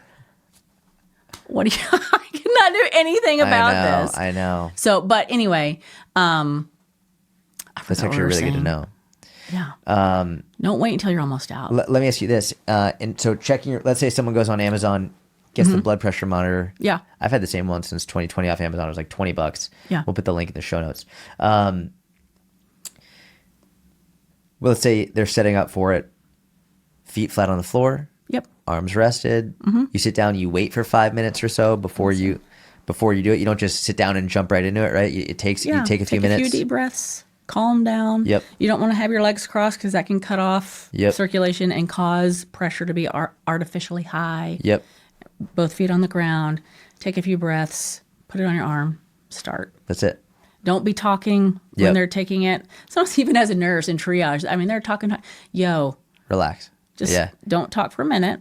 Let me take your blood pressure, and then you can commence. Don't watch like a Jason Bourne movie while you're watching it. Yeah. You know what I do when I take my blood pressure? I put on The Office. Because I'll sit down for 5 minutes just so I can relax. I'll put The Office up on my phone, and I just calm down and relax. And then that's like how I get ready to take my blood pressure. Well, this is a great segue because do you remember that scene where Jim was in a CVS and he got his blood pressure checked? Yep. And Pam was like, honey, your blood pressure, we need you around. Your dad had high blood pressure. And they're like, oh my God. Well, that's how it starts. Yeah, Jim needs to buy a blood pressure cuff and start a log. I'm going to assume that type 2 diabetes is one of the most common devastating issues that you see wreaking havoc on public health. Is that correct? That, yes, and high blood pressure. Depends on where you are. Oh, interesting. Mm-hmm. Okay. Depends on the patient population. Okay. So when I was in D.C., it was a very high African-American population. Oh, interesting. Okay. And, people think D.C., they think Capitol Hill, they think white people. Yeah. Not the case. Okay. It is mostly African-American people. Think Atlanta. Yep. Okay. That's what it is. And two of the biggest health concerns for African-American men in particular is high blood pressure and alcoholism. Interesting. Yep. Why do you think that is? I don't know. I don't know why. Interesting. I thought you were going to go down politics, like government officials not sleeping, drinking too much, high blood pressure. I didn't think No. that was the route you were going to go down. That's actually really interesting. Yeah. So in terms of type 2 diabetes, I see that in Hispanic populations. interesting. Why do you think that is? I don't know. Honestly, I don't know if it's a genetic predisposition to it. I don't know if it's just like a cultural diet Yep. sort of thing. I honestly don't know. I did just see, as of this month of recording, April 2025, Mexico banned quote unquote junk food in their schools. Oh, And that's a lot of sugar. And apparently they have a big problem with junk food and high sugar foods. And I Okay. made a whole post about it. I think it's you very did. nuanced. You were against it or something. You were I'm more in the middle. okay. I don't like the idea of, listen, I think number one, I'm very pro freedom. I don't like the idea of government intervention very much. I'm very small government. I don't like the idea of the government saying what you are or are not allowed to do, Right. just in general. I don't think that's worked out historically well as the government gets more and more power to just like say, oh, well, you can eat this food, not that food. Like generally not a good idea as the government gets more and more power. Right. And then as an educator of nutrition and health, I don't think that making a food off limits or not allowed is helpful. Right. I think it's more of an easy way out. And I understand. I had many people from Mexico DMing me and talking about it and their thoughts, which I thought was wonderful. What did they think? There were people on both sides. There were some Yeah. people who were like, I completely agree with you. There were some people who were like, I think you're completely wrong. You know, there are a lot of issues. A lot of these kids they're only eating sugar, da da da. There are other people who were like, literally every opinion you could imagine. Some Yeah. people who agreed, some people who disagreed, and the disagreements were on both sides. And they both make sense. It all honestly. makes sense. It all makes sense. Yeah. Here's the thing. The law is they can't sell them in schools. The parents can still give them the food if they want to bring Okay. it in school, which is great. That's fine. Yeah.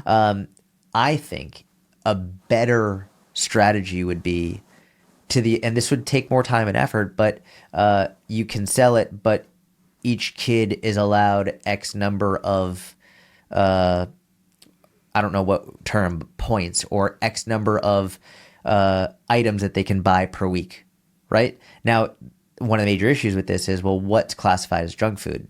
Which, when they're banning it, what's classified as junk food now? Like, is Right. is And it who based gets on to decide? who decides that? Is it based on seed oils?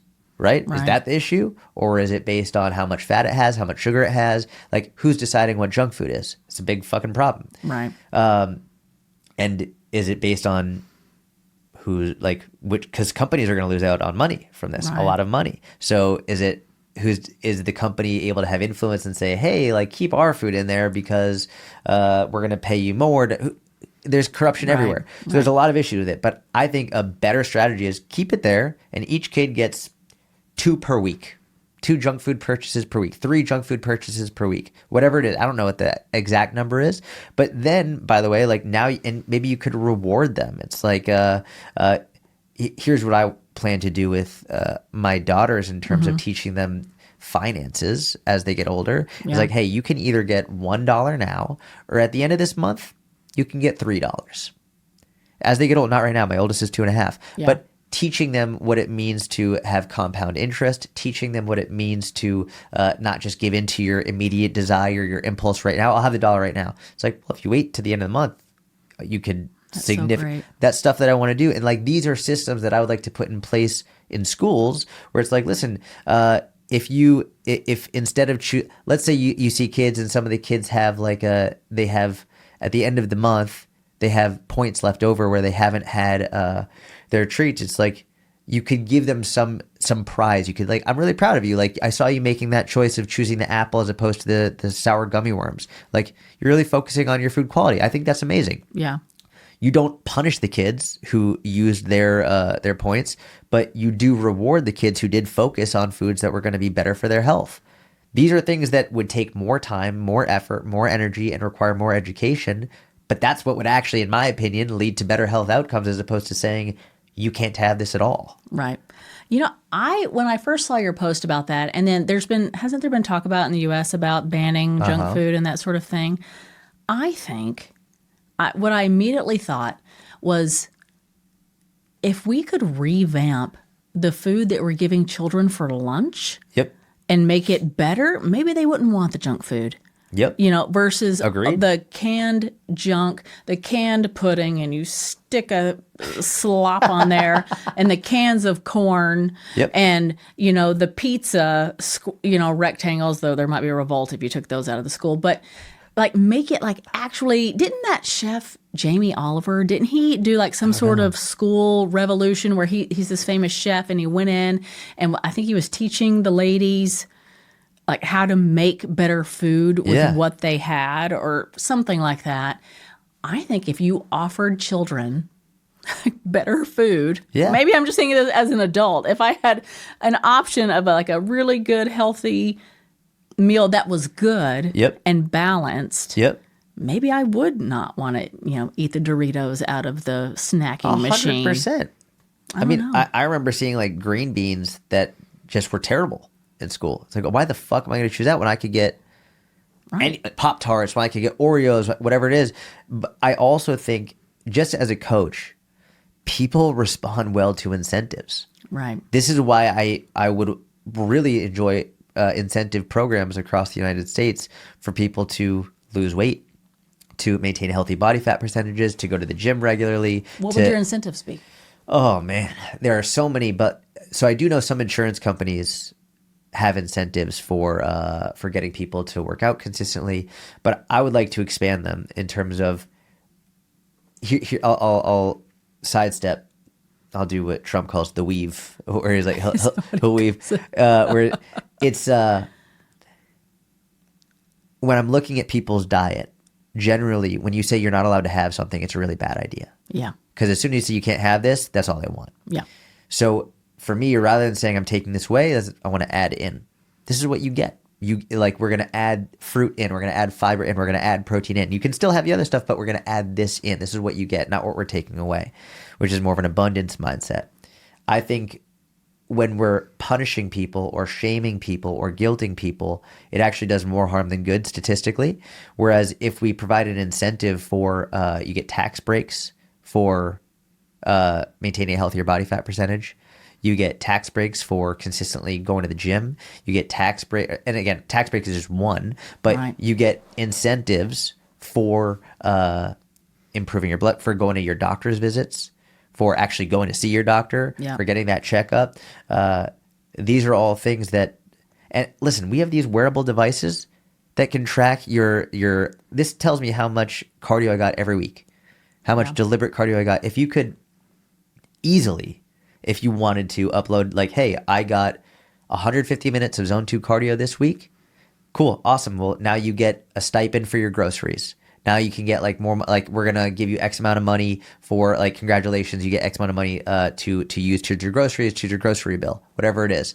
Like that's just off the top of my head. And I'm sure people could poke holes into any argument I make, but I would rather give people an incentive to do something than take something away. Right. Or shame them or guilt them. This is what I think would actually lead to legitimate change in people's health across the country and the world. I think so. The last hospital that I worked at, they had some sort of health program. I forget what it was called, but you had to, if you had lab work, you could put in, and they gave you money. I mean, I think for the year you could get like $800. That's if fucking you awesome. did. I think there was a walking challenge that you had to do. Yep. Now I don't know how they actually made sure that you did it. It's like, how do I, what's the word that I'm looking for? Verify. How do I verify that you're actually doing these things? But there was something like that. And I'm tell you what, we all did it. And people are going to game the system no matter what. Like, I know people would take their watch if it's a step thing, put it on their dog. Great. You got a lot of steps. There are people who will game the system no matter what you do. But number one, nothing is perfect. And number two is I'm okay with some people gaming the system for overall improving the health of the country and to have a better mindset of there's a reason to chase better health. You get these incentives. You get like money, you get groceries, you get rent, you get like, there's so many things you could get as a result of chasing health, as opposed to these punishments and shame and guilt, or just people feeling like they don't have a reason to chase it. Right. And so let's look at what people actually respond to, which in most cases is money. Yeah. Let's figure out, I think there are ways we could do it. I really do. I'm sure that we could figure it out. We could figure it out. I would love to see like more companies have gyms. Yes. And then if, let's say a person went to the gym 3 times a week, maybe it would decrease the insurance company's health premiums or whatever, because then they would pass that decrease on to the employee or whatever. Yep. But to incentivize them, because I think a lot of people would want to go to the gym at work. Yes. And if they just had 30 minutes, hey, I'm going to take 30 minutes to eat my lunch and then 30 minutes to go walk on this treadmill. Yep. And I'm sure some places have that, but it's a little. We didn't have that in the hospital, but we had one guy who was very active. He would take his 30-minute lunch. He only got 30 minutes lunch, and he would go work out. Yeah. He found out a way to do it. It. Yes, I didn't, but he did. But that's the thing is like, I think he's the outlier, but I think more people would do that if there was an incentive. Yes, I think so. I think they would. Why not try it? Correct. Trial it. Maybe not everyone has to do it across the spectrum, but see if people are actually healthier. And then measure it by, okay, if we have this gym and we're monitoring, people are checking off how often they're going and we've decreased the insurance premiums. Now, how much insurance have they actually used? Yep. Or have there been fewer, I don't know how you even measure it. That would have to be worked out. But are there fewer diagnoses of diabetes, hypertension, obesity? Guarantee there would be. You would Guaranteed. think. Like right. there's no question. One thing is that I did in the inner circle was, I think one of the best investments I've ever made for my health and my wife's health was getting a walking pad. Especially when we were in New York. Oh yeah. It was just, I'm sorry, not New York. When we were in downtown Dallas, because New York we got plenty of steps anyway. Yeah. But like if you live in a cold environment, for example, or in a dangerous environment and you don't feel comfortable walking outside, which is a very real reality for many people, having a walking pad in your apartment or in your office where you can just get on and go on 10 minutes, you got 1,000 steps. Yeah. Like it's one of the best investments. And in your circle, I did this thing where I bought like 10 people a walking pad. Yeah. And it's like, these are things that I think the government, that's something that I would be happily see the government intervening on. Like, how about we give people the means to improve their health through either something like walking pad or people who, for example, live in food deserts. This is a big problem where they don't have access to high quality groceries close to them. It's like, what if we were able to fund high quality groceries being delivered to them at no extra cost, right? Where it's like a single mother working a couple of jobs, living downtown Philly. And I'm using this specific example because one of my best friends, Eli Conwoods, I want to bring him on the podcast. I believe he wrote his thesis on food deserts, and he went to UPenn.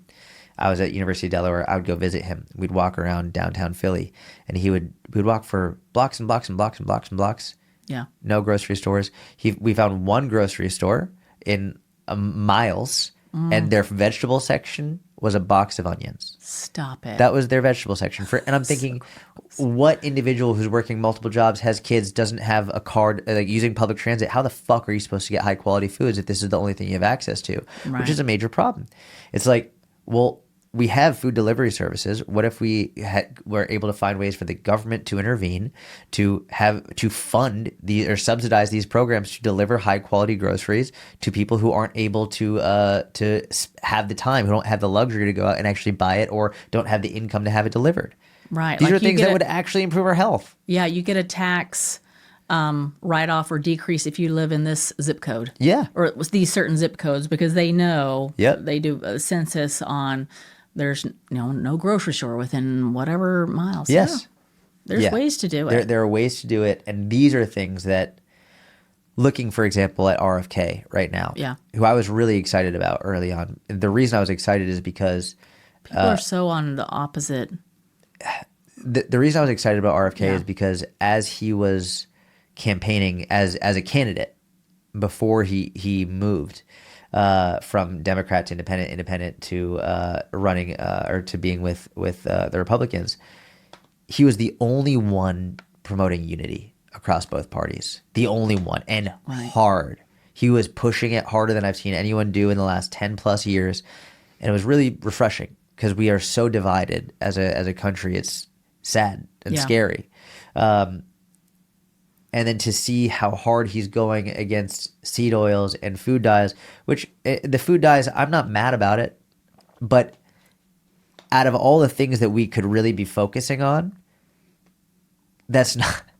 It's not in the top 100 things that I would rather be focusing on from a public health perspective.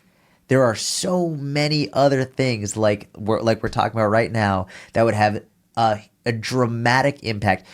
Reducing or removing food dyes, I'm not going to say it's going to have no impact. I'm not going to say that. But getting people to walk more, getting people access to fresh fruits and vegetables, giving them incentives to exercise more, these are things that would actually have a clear, measurable, immediate impact on reducing heart disease, diabetes, strokes. That's an immediate impact that we would see, and that's, I think, the biggest problem. Well, a lot of the influencers that I follow, they're very mad at him about the food dyes, and I don't know that they're mad at him about the autism, but they're mad at him about the vaccines. They do not like him. Yeah. And that's fine. Because basically their idea is we're missing the forest for the trees here, which is what you're saying. Mm-hmm. I think if he would add in a component on Make America Move Again or whatever, I think a lot of those influencers would be less mad. I would be. Right. I would be. And by the way, like he does himself, like he's very focused on his own health. He moves a lot. He exercises a lot. How many shirtless RFK Jr. photos have I seen on social A lot. media? And the dude's jacked. Yes. The dude's jacked. He's fit. He's a great physical role model for that. I would love to see more videos of him exercising. Yes. I would love to see that. Rather than going in and demonizing this, like junk foods and all that stuff, post a video of you doing a workout. Yeah. Get people out, like host a national step challenge. Get people out there. Like that'd be so great. Everyone go out. I wonder why he hasn't though. That's what the fuck I want to know. Because he's not against it at all. He's so for it. He's out. He goes hiking. He loves being in nature. Yes. Talk about it. Talk about it more. I wonder why he doesn't make videos like. And here's what I think. This is why I think we need someone younger. Okay. In when people are talking about these older people in higher levels of office, I don't think they fully understand how social media works. I don't think they fully understand the videos that they could make. I don't think they fully understand how the messages that they're putting out there impact social media. I highly doubt whether it's Biden, whether it's Kamala, whether it's RFK, whether it's Trump, whether it's JD Vance. I maybe JD Vance understands it a little bit better. You know who I think does understand it really well is Vivek. Does a really good job of social media, but I don't think they understand how much impact they can have purely from using social media as a way to get people to take action for their health. I don't think they fully get it. I don't know, because my understanding from the Harris campaign is they paid lots of influencers. They did. They did to promote her. To promote her. Yes. So to me, that says they have an understanding of how social media works. Yes. Why not use it in this way? Like that it just seems to be a cause that no one has picked up. I agree. Randomly. And that's a fair point. I think the point I'm trying to make, and probably doing a really shitty job, is I don't think these people are the ones running their social media accounts. For sure not. So RFK isn't the one posting. No. Harris isn't the one posting. Right. I think that it would be the people posting are the ones who are also posting for engagement and likes and views. This is their job, and they have to show people. All right, what's our engagement like this month? What's the support? What's the analytics? So they're going to post things that get the most engagement, and so they're going to post about, like, for example, I did a podcast with Ben Carpenter, an amazing guy, a few weeks ago. I like him. He's married to the Sohi. They're amazing. So he's going to come on in June or July. Oh, good. I put seed oils in the title. It went viral. Stop it. When I say went viral, out of every podcast I've ever done since 2000, 2018 it started, the most viral out of any podcast I've ever done. And we did talk about seed oils and sort of a discussion like we just had now. That went the most viral. It was on the front page of Spotify out of any podcast that I've ever done. What's going to be our title? Who knows? Ozempic. That doesn't do as well It generally doesn't? as many as downloads. It doesn't do as well. I've spoken about it a fair bit. That's not the one That's not it. That's not the one. Carnivore. Carnivore.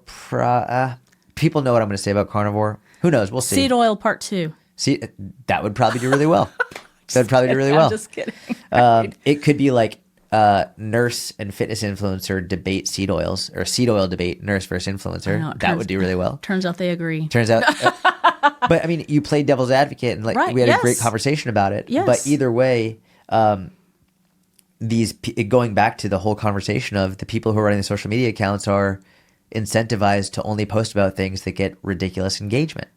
Well, you know what? But see, this is interesting because Trump himself in the past few years lost 20 pounds. Yeah. Yep.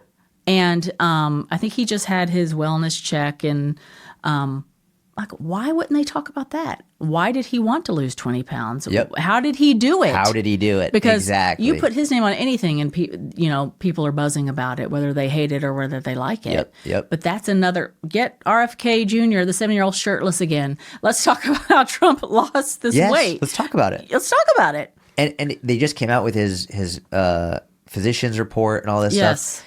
A lot of the talk around it was so discouraging from the people who hate Trump. They're like, "Oh, that's not what he weighs. He's fat." I saw that. Which, by the way, these are the people who generally are anti-fat shaming. They're like body acceptance, and all of a sudden they're like, "Oh, he's so fat. He's lying." Da, da, da. Number one, like I've coached literally thousands of people. I'm very good at knowing about what someone weighs. That's not unrealistic. Number one, for him to weigh that at that age. And a lot of people, oh, they're lying. This, and we're about to get real political. It's like, if you are so quick to get mad that maybe they're lying, but you didn't say shit about Biden and about his mental capacity. You didn't say a word when their doctors were saying, oh, he's sharp as a tack. He's good to, it's like clearly not fully mentally there, as we all saw after the debate, as the party saw, and they decided to pull him out. Even though after the debate, he's like, I'm still going to run, and he clearly wanted to still run. If you are so quick to be like, oh, they're lying, but you can't call that out on your own side, that's a big fucking problem. Not to mention, I don't like the idea of people shaming someone, regardless of whether or not I agree with their politics about their weight or their medical history. Like the fact that he's even putting it out there it's wonderful. Right. Well, I feel like when people do that, the people who shamed President Trump, oh, he doesn't weigh that, he's much more than that, but didn't say anything about Biden because either they didn't want to, or maybe they believed the media or whatever. They only do their own cause and their own voice harm, because now people are like, you're saying something about this, you didn't say anything about that. That was Correct. so obvious to everyone. So now someone who was listening to you, I'm not going to listen to you now. Correct. Because I believe that you're biased. Correct. And I don't know that I'm going to get the full truth. Yep. And I don't even mind if the truth is something I disagree with, but I don't think you're going to tell me. Yep. And that's really the bigger problem. Not that, no, I don't want anyone to be fat shaming, but that's the problem, is that your opinion is maybe the people who already agree with you will agree with you, but you're losing. If your goal is really to be a voice for whatever your cause is, well, you're losing people. Yes. By not being fully honest. Yep. About all of it. Yep. And maybe he was lying about his weight. I don't know. But for sure they were lying about his cognitive abilities. Correct.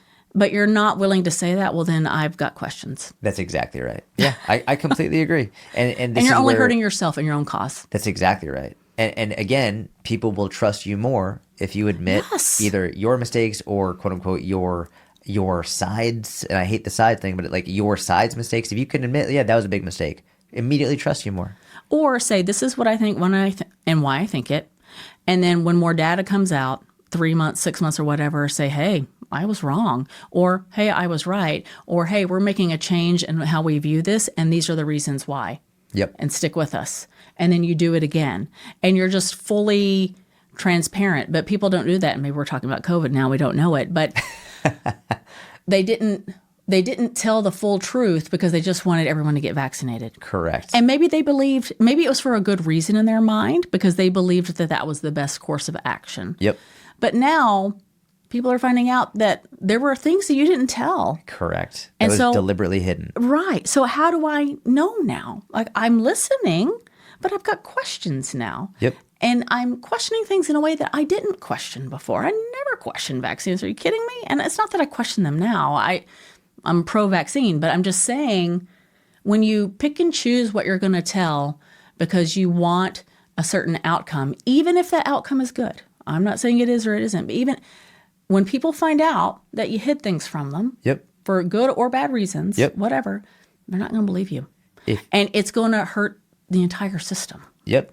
Because let me tell you, no matter, I was thinking about this yesterday, because people are like, oh, I hate the COVID vaccine. You know, you've got both sides. Everyone should be vaccinated at all times constantly to you should never get vaccines ever. Yep. And then there's the heavy middle that's completely lost. Yes. Yeah. But I was saying, and, you know, the side that's like, you know, we hate vaccines and, you know, you should never get them. They're all poison and no one should know anything about your health care and we shouldn't even have public health. Trust me, if there's an Ebola breakout, you're going to want to know.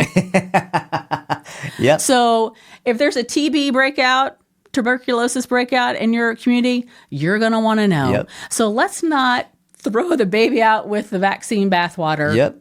And then let's not, you know, just love every vaccine there is. Let's just have a fully honest conversation. Yeah.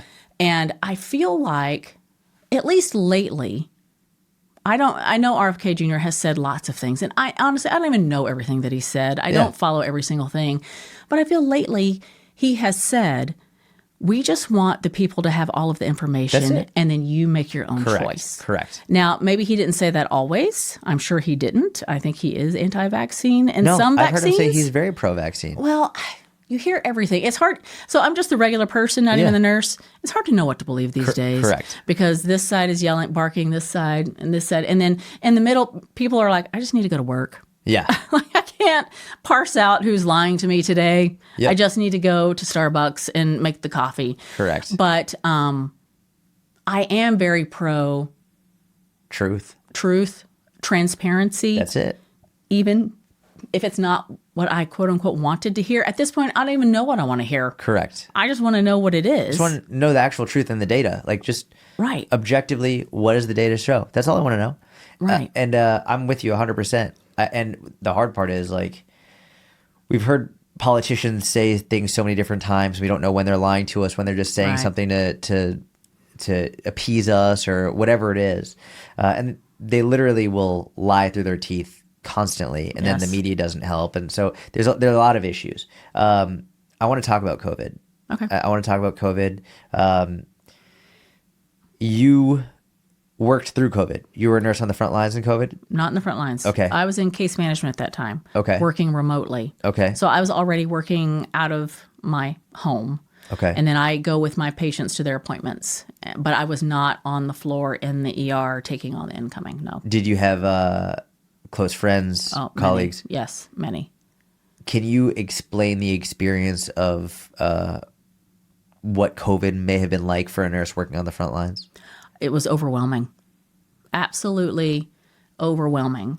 And here's to play devil's advocate on the vaccines. You know, early on, people are like, you know, get the vaccine. It'll keep you from getting COVID. Yep. That's what they said at first. They said And it'll keep you from getting it, and it will not let you transmit it. Yes. And maybe they believed that at the time, you know, because stuff happens, you know, more data comes out and maybe it changed and they didn't tell us. Maybe that's then the problem. That's a crazy statement to make if you don't actually know it. Right. Well, I think a lot of the reason that they did that in the beginning, maybe they believed that, but even if they didn't and they wanted everyone to get vaccinated, is because they didn't want to overwhelm the system. Yep. Which makes sense. Because they were overwhelmed. Yep. And I had friends that didn't even have the protective gear that they needed because the system was so overwhelmed. Because so those N95 masks, Yep. you had to wear them all shift long. Yep.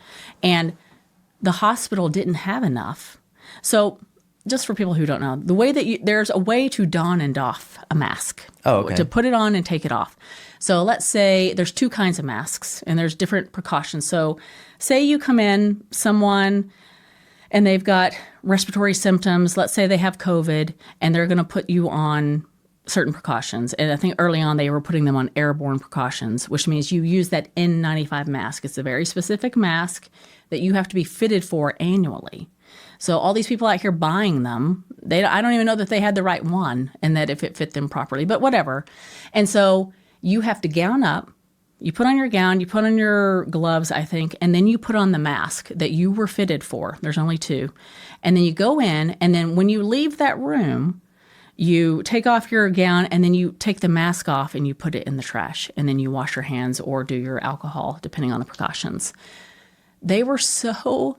And then if you have to go into that room or into another room that has those precautions, you're putting it on and off, and you're throwing masks away left and right. Well, during COVID, at least early on, they didn't have enough masks. Yeah. So the nurses, at least the ones that I talked to, not all of them, they were recycling masks. Oh, no. And so they would get one mask per shift. Oh, wow. And have to put it in a paper bag and put it in their pocket, like when they came out of the room. And that is not how you're taught to don and doff masks. But in the hospital's defense, like, we don't have the masks. Yeah. And it wasn't necessarily, I mean, how were they supposed to anticipate a pandemic and needing millions of masks? So I get both parts. I forgot what the original question was. Oh, being on the front lines. And so maybe that's wise because the systems, I mean, they were overwhelmed with patients. Nowhere to put them, nowhere to go. There's only so many ICUs. There's only so many ventilators. So I get that. I mean, that was a real thing that was happening. So I'm willing to believe that they thought in the beginning that it didn't, it would keep you from getting it and it would keep you from spreading it. At some point, I don't know if it was early or later, that became to be known to be untrue. Correct. And they weren't forthright about it. At all. Right. They tried to hide it. Right. That was the point in which my trust in government really took a steep turn, or a steep drop, I would say. Because you'd see videos of Fauci saying you can't get it and you can't transmit it. Yeah. And all of a sudden, well, that's not true at all. Right. So that was like a... And at some point he said, we're not sure how helpful the masks were. Yep. And 6 feet was just a rule, just like made up. Was kind of arbitrary. Yes. At best. And the thing that really... There are many things that bother me about it. One of the biggest ones is, and I would love to hear your thoughts on this, there were many nurses who chose not to get the vaccine who were fired from their jobs, and police officers and firefighters and military personnel. What are your thoughts on that? Like, do you know anyone who lost their job as a result of it? Like, do you think that was a valid thing for people to lose their jobs over, for choosing not to get the vaccine? I mean, these are people who were on the front lines working tirelessly. Yeah. To me, it seems crazy, but I don't know. Like, I couldn't imagine someone losing their job who fought to keep people alive because they chose not to get the vaccine. To me, that seems crazy. Well, I personally don't know anyone who lost their job because of it. I've heard of it on social media, like everyone, but personally, I don't know of anyone. I think, I mean, for comparison, so before COVID, what did you have? You had the flu. So how would the hospitals handle the flu with their nurses? At the hospital I worked at, a team would come by to give you the flu vaccine. You could decline it as a nurse if you wanted to, but if you did that, you would have to wear one of those masks, not the N95, but the other mask, for the entire flu season. Okay. So you could decline it. The COVID vaccine, I don't think anyone should have lost their job. Yeah. Let me tell you, my biggest pet peeve with this entire thing, to this day, is that if you had COVID, it counts for nothing. Like, they're like, oh, we want you to get vaccinated. Get vaccinated. Well, I had COVID. I've already got the antibodies. Yeah. Yeah, Doesn't better matter. than the vaccine. Doesn't even matter. That counted for nothing. And to me, out of the entire thing, that is what made the least amount of sense. Yeah, that makes you question intent. You're like, that doesn't make sense. I just had it. I have antibodies. And so devil's advocate, what the other side would say is like, well, we don't have a way to measure your body's response. Maybe you didn't have a big enough response to the COVID that you got. And you're like, well, you're not measuring it for the vaccines either. Yeah, correct. So that doesn't make sense. It's not logically consistent. It's not logically consistent. And even to this day, if you go on and say you were a person early on who was like, I don't want to get the vaccine. I'm not sure. I don't know. And by now you're like, you know what? Enough time has passed. There are new vaccines that are like regular vaccines that are not the mRNA. I feel more comfortable getting that. I think I want to proceed with getting the COVID vaccine. Maybe that's a decision you've made for yourself. Well, if you go on the website and if you go on there and they say, if you've never been vaccinated, I think the regular vaccine is still a 2-shot thing. Yep. If you go on there and say you've never been vaccinated, you have to get 3 shots.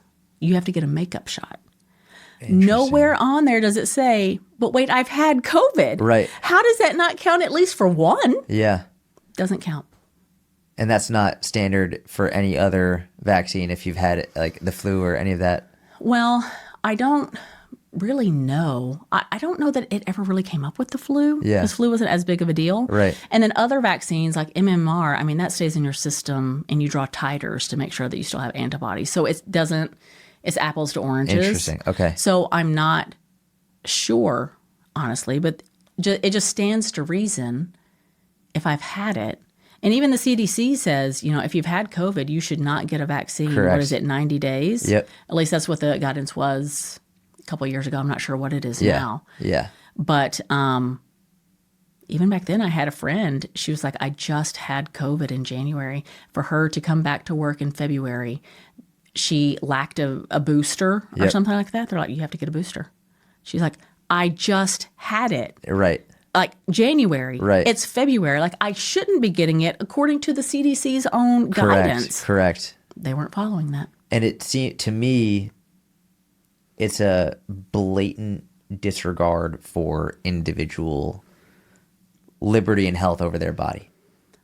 That for me is a major issue. That's true, but other vaccinations are required, and they always have been. So I have no issues with requiring some vaccinations. I have no issue with that. Yeah. I got the COVID vaccines. I actually had a negative reaction to it. Okay. I have no issue with that. For me, knowing what we know around it not stopping transmission, and it doesn't prevent you from getting it, doesn't prevent you from transmitting it. Yeah. It's for your friend who had COVID in January to then be forced and required to inject the vaccine into her there's always a risk with the vaccine. Right. Like even though like they net for certain populations very helpful and very important, there's always a risk when you're injecting something in your body, always, for any number of reasons. So that for me is a major issue for someone who's like being forced to get a vaccine Right. when they just had COVID. Right. That's a big issue for me. Yeah. It just doesn't make sense. Yeah. Like explain it to me. And I think people in the hospital's defense, I think they were afraid. Afraid of what? Afraid of, well, that's a good question. I mean, what would happen if they didn't? What would have happened if hospitals stood up and said, we're not making our people get vaccinated? What would have happened to them? Mm-hmm. I don't know the answer. But I'm sure they were afraid about it. Yep. Maybe they were afraid to be sued if they didn't make, by patients or I don't know. Maybe they were afraid. I think that's the whole problem is a lot of it was fear-based. Correct. A lot of the decisions that were being made were fear-based. Yep. And so you kind of have both sides. I mean, I had a recent. So now I think the COVID vaccines, what do they say? They last for like 8 weeks. Like that's how much. Okay. I think. Gosh, someone probably checked me on that. Well, not for my job, it's completely aside from my day job. For something else, I wanted to go to a workshop. Okay. They said in order to come to the workshop, you had to be vaccinated, up to date on your vaccines. And I was like, 1, who's in charge of this? 2, who's checking my card? 3, do I get to check your card? Right. Excuse me. Yep. 4, I was like, I don't know that I want a booster. Like, I don't know about this. And so I offered an alternative. I said, hey, is it okay if I just show you a negative test? I'll test every day Yep. before coming to the workshop, and I will bring my negative test. And if it's positive, obviously I won't come, and I'll show you. Not an option. Really? Yeah. Wouldn't accept it. Man. But tell me how much sense how does that make sense? 0 cents. Why if it's a negative test, I don't get the issue. Yeah. You're vaccinated, but you can still get it and still pass it to me. Correct. I'm showing you. Now, I test. understand tests are not 100%. You could still have like a false negative and spread it to everyone. But it's the same with the vaccine. But the vaccine isn't 100% either. Correct. And it can still get it and still pass it. But I'll be honest, I didn't fight her on it. Probably wasn't worth it for you at that point. I didn't think so. Yeah. But furthermore, okay, you're vaccinated. Well, when did you get your vaccine? When was it? Was it 6 months ago? Because it's no longer valid now. Correct. And so now I'm showing you a negative test and you're showing me nothing because your vaccination was, I don't know, fill in the blank 6 months ago. Yep. Like, these are the things that don't make sense. Even if you're pro-vaccine. Yes, correct. Even if you love it and you're like, yes, booster every year, whatever. This does not make sense. Correct. And it should be okay to talk about it without being labeled as an anti-vaxxer. I know. I was in the military. I have been shot up with everything. Everything. Smallpox. The anthrax vaccine is a 5-shot series. Oh my gosh. I only had time for 3 of them because you have to space them out. Right. But we went to Iraq, so I got in 3, and then they didn't have the anthrax vaccine available in Iraq, so I didn't finish the other 2. And even the smallpox one, you had to get the smallpox before you went to Iraq. And then there was a special shower you had to use. Oh, wow. If you had the smallpox vaccine within 3 weeks, there was only 1 shower stall when we had showers. When we first got there, we had no showers. But eventually we did. You had to use that stall because it's an active live virus. Right, right. Wow, that's crazy. Yeah. So I'm not anti-vax at all. I've got some questions. Which is valid. And I've got some things that don't make sense to me. Correct. That's all. And the problem was at the time, you couldn't even breathe those things. Yep. Now people are more willing to talk about it, I think. Yep. But what's sad, though, let's say the Trump administration came out and they told us, all of these truths that we already have been figuring out from other sources. Half the population isn't going to take his word for it. Correct. So because it's political, because it's political, scientific. and it's coming from him, so they're not going to believe it. Okay, well, what are we going to do then? Mm-hmm. Like, how do we get to a spot where just the facts, ma'am, like just the truth, that's not politicized? What organization can this be tasked to? Like, how do we fix this? I don't have an answer. That, I think, is the ultimate question. How do we get to a point where science is science and it's not politicized? Yeah. That's how do we get to a point where we just objectively look at the data, it's not politicized, and people can know the truth? Because when it comes to our health, it shouldn't be political. It shouldn't be politicized. And I think here's the thing with science. Science is about asking questions. Right. We should always be able to ask questions, and we should always ask questions. These research studies start with a question. Correct. It's the scientific method. That's what we should always be doing. And I think it's disingenuous at best for people to just blanketly label someone, for example, anti-vaxxer because they're asking questions. Like, we should always ask questions. We want to improve. We want to get better. Right. We want these vaccines to improve and to get better. We always want that. So there's nothing wrong with asking questions. I think the major issue, and it's funny, I think we keep coming back to it, is people are being led to believe the other side, inside in air quotes, is evil. Yeah. And that's done through media. And both sides do it. Yeah. And I think it's if we go deeper, it's a lot about money and power. Each side wants control. Each side wants money. Each side wants power. And then when you look at the people who are spreading these messages, they want more power through more followers and through more people engaging with their content, which then leads to more money. And so they get more power and more followers and more money through more demonizing content that makes the other side seem worse. So they show these horrible videos and they show the worst of the worst of the worst on both sides. The anti-vaxxers will show horrible things around, if you get a vaccine, you're going to die. You're going to get your kid. You're poisoning your kids, X, Y, and Z, saying all that. And here's a picture of this poor young child that's having these neurological disorders, which does happen. Correct. It does happen, but it's very rare. And it's correct. Right. And then the other side being like, well, it never happens. There's nothing wrong with it. There's no risks. Da, da, da, da. It's like, hold on, like there's got to be a middle ground here, and I think we should be able to ask to answer the question. And I don't know if I have the answer, but I know what the problem is. I don't know how to solve it. I don't know how to solve it other than I think having conversations like this. Yes. And letting, hopefully, because there will be people who will be mad about this conversation. There will be people who will be mad, but I think there will be more people who will feel validated through us having an open conversation about it. That's my goal with this, is for people listening to say, I'm not alone. I'm not crazy for having these thoughts. I'm not crazy for not being super far right. I'm not crazy for not being super far left. No. I'm somewhere in the middle. Maybe I don't necessarily agree with everything that these people are saying, but at least they're giving a voice to someone who just isn't blindly accepting one ideology. Yeah. Please don't tell me what anyone's I meet a person, do not tell me what politics are. I don't care. Yep. Just, are you a reasonable, decent person who's trying to do your best? Yeah. That's all I want to know. Correct. And will you level with me? Of course you have opinions. Great. I've got opinions. Maybe we disagree. Maybe we agree. If you don't know something, tell me. If you, how did we get here? Yeah. I don't know. And so what's the fix on the science? Trump is so polarizing, and so is RFK Jr. Yes. So I fear that anything they came out with would be demonized just because of who they are. Correct. I do have some hope. I don't remember their names. What is Bhattacharya? Is he the NIH something? He was one of those. Did he do the, what was that big declaration where, gosh, we're talking about this. I should have known about it. But I think he was one of the authors of the Great Barrington Declaration, where they said, look, okay, the vaccine, yes, but let's make it for immunocompromised people. Let's make it for older people. Yep. And I think there were some other points, and they were just demonized as complete kooks. And so I think that. So they were talking about we should make it for people who actually are the most vulnerable populations, and they were like, no, it needs to be literally everybody. And let the rest of the people just let it take its course.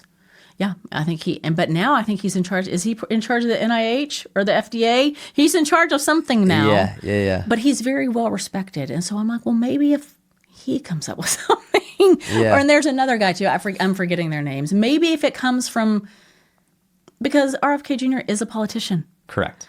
Trump is a politician. Correct. These scientists, I mean, yes, they've been politicized. Yes, Dr. Fauci was seemingly politicized. Let's get back to the scientists. Yes. Why don't we have a scientific debate? I wish Dr. Fauci would come on and debate one of these. Oh my gosh, please. And not because I want to do a gotcha. Let me hear what you have to say. I want to hear what you have to say in an open forum. And I want to hear what his response is to what you're saying. Correct. And then I want to hear what your response is to what he's saying. I completely agree. And can we just talk? I really think that should be a requirement.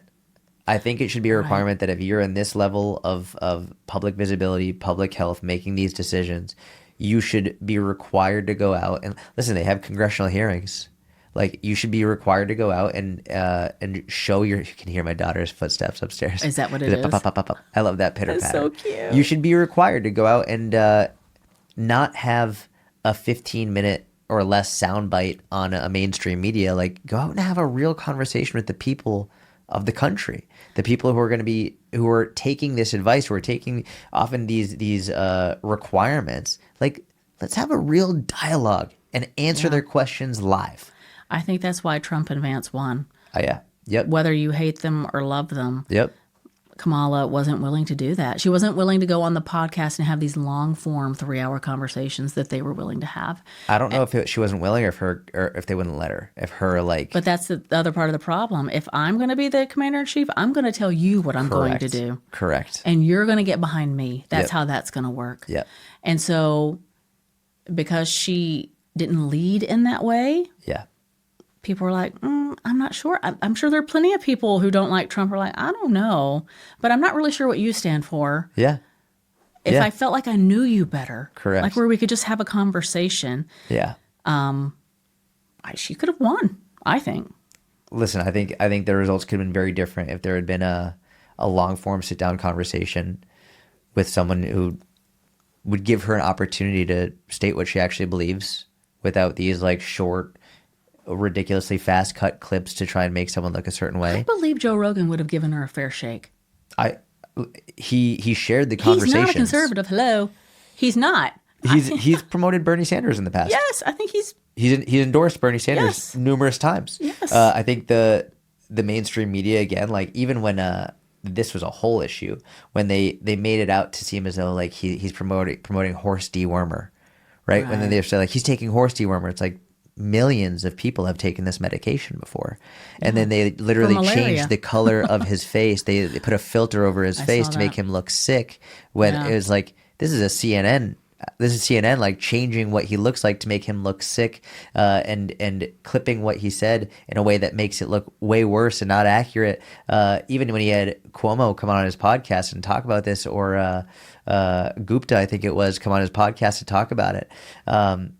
It was really incredible to see how the mainstream media would attack someone like that, and I've essentially lost all trust in mainstream media, and it's now bleeding into individuals as well. And to be fair, I don't agree with a lot of what Rogan says. There's a lot of what he says where I'm like, nope, I don't agree. I want to listen because I think you host great conversations and he's a good moderator. I don't agree with everything he says, but from what was shared about Trump and what was shared about the Harris campaign is like they were trying to limit it to 1 hour interview and he had to fly to her to do it. It's like, listen, Trump flew there. He had like a 3-hour conversation super late at night. It's like, if you want to have this conversation on the literal biggest podcast in the world and get, like, I think Trump's podcast had over 50 million downloads, and like they're paying millions and millions and millions of dollars to influencers like Beyonce and whomever to get your word out there. Go on the biggest podcast and have a legitimate conversation. Yeah. If you're going to be the commander in chief, or if you want to be the commander in chief, like that's what you have to do. You cannot be afraid to have conversations. Correct. If you're not going to have a conversation with a podcaster, then how are you going to talk to Putin? How are you going to talk to Kim Jong-un? Exactly. Yeah. But I feel the same way about the politicians on one side or the other not going on the other side's media. Yep. They're like, oh, well, they're not going to be fair. So figure it out. They're not supposed to be fair. You're a leader. Get in there and show them how it's done if you don't like it. Yeah. And that for both sides, because a lot of them are like, oh, now if it tends to be like if you're a liberal, you only are going to go on MSNBC and CNN because they'll be favorable to you, or whatever. And then if you're more conservative, oh, I'm only going to go on Fox. Bullshit. But then you're only going to be put in front of people who agree with you anyway. Whereas like if you go on these other platforms, now you have the opportunity to show people maybe you're not as extremist as they're painting you out to be. Maybe you're not, like, now you have the opportunity to actually bring people to the other side. If you're only talking to people who already agree with you, you're not changing any minds. Right. And I get it. Their response to that is they're going to chop up what I say and make it seem like I said something I didn't say. Yep. They will do that to a degree, but get over it. Yeah. Be better at debating. Correct. And if you're not good at debating, get better at that. Yep. You are asking for the American person's vote. Yep. Stop complaining. Correct. Agreed. I love that. Also, you can record the interview yourself, and then you can put it out there on your own platform. And then if you really want, you can run ads to their audience to say, hey, this is what was actually said. It's like, it's pretty simple. And I saw a guy do this. His name is Avi Yemeni, and he's in Australia. He went on a very famous comedian's podcast, knowing the comedian was going to chop it up and make it look bad. He had a hidden camera that he hid, filmed the whole interview, and then released it saying like, this guy's a piece of shit. He chopped it up to make it look bad on purpose. This is what was actually said. And the guy lost a huge amount of fans. He got his whole business got majorly hit because he was caught being dishonest. If you want to show people, go on these platforms, record it yourself, and then show the truth. Yes. Do not. I just believe this so much. If you're a man or a woman who wants to lead the country or be in a leadership position at all, shying away, not answering questions. Correct. I gotta go. Yeah. Bored. Yeah. Next. Yeah. Stop it. You have to be a strong leader. You have to be willing to get out there. They're not giving me. Stop complaining. Yes. I don't care. Correct. I completely agree. Right. Okay. Let's talk. We have a couple more questions. All right. Then we're going to shift gears now. What does your own fitness routine look like? Jordan? I do a lot of walking. Okay. I love that. I am trying to get up, and many people might relate with this. So I'm glad that you asked me this, because I used to be the person that worked out all of the time, especially when I was a Marine. I ran, I swam, I lifted. I was like a lean machine. And if the workout didn't hurt, it was not worth it. It did not count.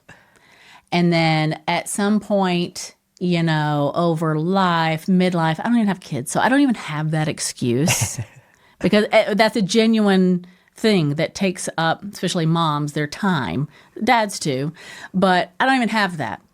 And now I'm walking, which is great, but it's this mental block. Maybe you can help me with it in real time. And my goal is to lift 3 times a week. Love that. Upper, lower, and then a full body. Love that. It's a great split. And then the other days, walk, do stair stepper. I bought into the Pilates just because I wanted an active recovery. Pilates is great. Because now, It's also really hard. since nurses will know, if you're working in the bedside, your steps are not your problem. It's the diet, and if you're emotionally eating or what you're eating is the problem. I'm an emotional eater. I'm a stress eater. But now I'm a nurse, and I type for a living. Or I travel to my patients' appointments and I'm sitting in the car. It's a bunch of sitting. And so when I was a nurse at the bedside, I would wear the Fitbit. I would get about 14,000 steps. I believe that. Now, if I'm having an office day and I'm sitting in front of my computer and making my phone calls and blah, 3,000. Yeah. So I have to get up in a way that I didn't before. But even now, I still feel weak, because I'm not like that hard charging person that I am in my heart. My body isn't doing that. But that's, walking is great. I do walking, and my goal is to lift 3 times a week. And then the other days, do what you want. Yeah. I like that. It's good. But I might lift twice a week. Is there anything I can help with your fitness? No, I know what to do. I know what to do. What are you struggling with? Time and making it a priority. Okay.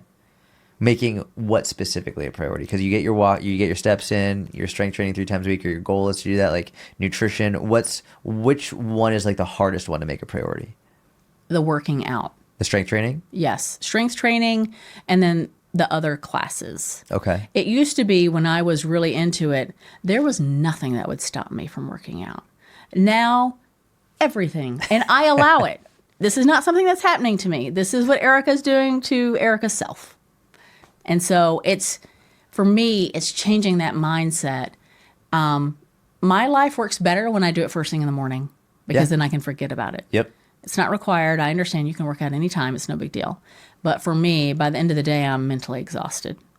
So, but when you're running 2 businesses and a day job, but you're either going to make it a priority, Erika, like these are conversations I have with myself, or I'm not. Yep.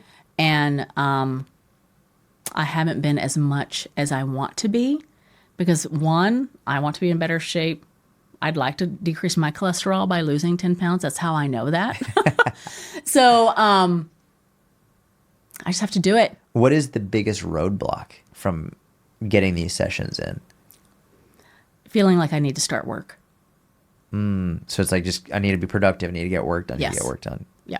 And so it's easier to justify not going to the gym, not working out, because you could spend that time working. Yeah. So what I'll do is I get up in the morning, and I've got no problem getting up early. If I go to bed early, that's fine.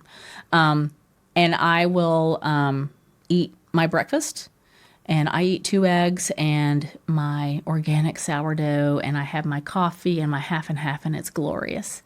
And then I'm like, well, I'll just check this email. Or I really need to get this done, and I need to get it done by 9. And I've got 2 hours of silence and no one calling me. I'm just going to knock it out. Got it. And then inevitably, by 9, something else has come up, or I just keep working. Yep. And that's it. How do you fix this? I think it's easier once you've established the habit. And it's establishing the habit. And I don't know any other way other than to power through it. And by sheer willpower, just make yourself do it. Yep. What else could you do? What are the other options? Are there other options? Do you have to drive to the gym? Or do you work out at home? I walk to the gym. You walk to the gym? Yep. Okay. Because that gets a big chunk of my steps in. I love it. How far away is it? There and back is about 5,500 steps. Okay. Maybe 6,000. Okay. So it takes you like, like 20 minutes to walk there, 20 minutes back or so? Yeah, something like that. Is that a limiting factor? Like the time it takes to get there or no? Sometimes. Yeah. Do you think you'd be more consistent if you drove there and made it like in 2 minutes or 5 minutes or whatever it is? Maybe. Because if it's 20 minutes there, 20 minutes back, that's an extra 40 minutes plus. Plus the weights. Yeah, I know. But I got to get the steps in somehow. Yeah, but steps can be sneaky. You can sneaky get steps in throughout the day. Whether it's just like, I'm going to take a phone call, walk outside. Right. I'm going to, when I'm on this call, walk around my apartment, walk around my house, go outside. I have a walking pad. You have a fucking, all right. So you could get sneaky steps in easy throughout the day. Like, yeah, I love that you walk there, but if that's an extra 40 minutes and you could just make it a 7-minute drive or a 5-minute drive so you get your strength training in, that would be a sacrifice I'm willing to make, especially if you can then do other calls and stuff on your walking pad. I could try that. What do you think? Is that like realistic? Do you hate that, like that? Because how do we get you in the gym more? How do we get you lifting more? That's my thoughts. Or to your classes or whatever it is you're trying to do. That's my goal. I think it's yes. That's definitely a possibility. Curtis is nudging Is that up against Curtis the door. Or the girls? That's Curtis. Okay. Curtis, he's so big. He's huge. He does not look that big on Instagram. No, he's huge. Every time people see him in person, they're like, "What the fuck?" How much does he weigh? He's over 100 pounds now, which is huge for a golden retriever. Yeah, he's huge. dense, like he's thick. Yeah. Yeah. He's so cute. Try that and text Okay. me and let me know how that goes. I will. Because obviously you want your steps, but 40 minutes commuting to and from the gym is a lot. And again, I love that it's getting your steps out of the way. Yeah. But like, if you could just get in the car, boom, get there, get back. That way you could get back to work way more quickly, and then you could do steps during Sneaky work. steps. Yeah, sneaky steps. Yeah. That's what America needs is sneaky steps. Yes. That's what we need. But that's what Europeans have because they That's walk everywhere. exactly right. They're sneaky steps. They're not thinking, oh, I need to get my steps in. They're just living their lives, and part of Correct. living their lives are walking from point A to point B. That's what it was like in New York. When I Well, lived in the yes. city. When you live in a city, it's Yes. so much easier. Like, I got 18 to 22,000 steps easy in New York on a regular day. Can you walk in Dallas? Is the downtown built for that? Yeah, for you walking? can. It's just Okay. not as you can. Like, I did it all the time, and my steps were higher anytime I went out. Yeah. But New York is a very walkable city. It New is. York is just, it's the greatest city in the world. It just is. New York is I the love greatest New city. York. It's so easy to get steps there. But yeah, I think Europe is also much more walkable in general as well. America isn't the most walkable place, depending on where you are. Yeah, I've heard that. I've heard that criticism from people who come from Europe, or maybe they move here, or maybe they were Americans that moved back, and they're like, it's just not the culture. Correct. You know, American culture is more efficient. Yep. Like you just, boom, boom, boom, get buildings up. It's quicker if I drive from here to B. Why would I walk? You know, Correct. It's work. right? It's all about how to make more money and be more efficient. Which has positives. That has positives. I would actually say there are obviously positives. For the individual, I think it's more net negative. Right. For the world, for the production, for the innovation, net positive. For the individual health, there was just a study that came out within like very recently that was showing the wealthiest class of people in the United States live. I'm going to butcher the exact finding, but the wealthiest class of people don't live nearly as long as some of the poorest classes of people in other countries. And I would imagine a lot of it is because they're working, high stress, high stress, Yes. high stress. And it goes back to you not getting your workouts in so you can be more efficient, so you can get more work done. It's like, Yes. how about you take fucking an hour and get your fucking workout in? Yeah. Like this, I think this is literally the perfect picture of what we need more of. It's like, listen, work is great. I love work. I love what I do, but Yeah. also we need a little bit more balance here. It's so interesting. I have a book recommendation for you because Okay. I've taken your book recommendations. Have you heard of The Curious Case of Rudolph Diesel? No. So it's written by Douglas Brunt, who Megyn Kelly is her husband. Okay. He's an author. And this book, it's not political at all. Okay. But it's about, you've heard of diesel fuel. Yeah, of course. Rudolph Diesel invented the diesel engine. You just okay. never hear about him. And he I mysteriously... always wondered where that name came from. Rudolph Okay, Diesel. Interesting. He disappeared, what was in the North Sea, like under mysterious Oh, no. circumstances. And so that's what the whole book is about, is sort of a whodunit, but it's not fiction. It's nonfiction. Okay. But it reads kind of like a whodunit. Yeah. And it talks about his life and that sort of thing. But at any rate, he German, but he lived in France for a time, and he just really appreciated, a lot of these engineers are sort of inventors, are like artists. Yeah. And he appreciated like French art and taking in the city and appreciated beauty and all of these sorts of things. But he would come to America. I think he was friends with the Bush family. Okay. Like the brewery famfamily. But anyway. Oh, I thought you meant like George Bush. No, Got it. like Augustus B-U-S-C-H. Bush Got or it. whatever his name is, because he was a great inventor as well, I think.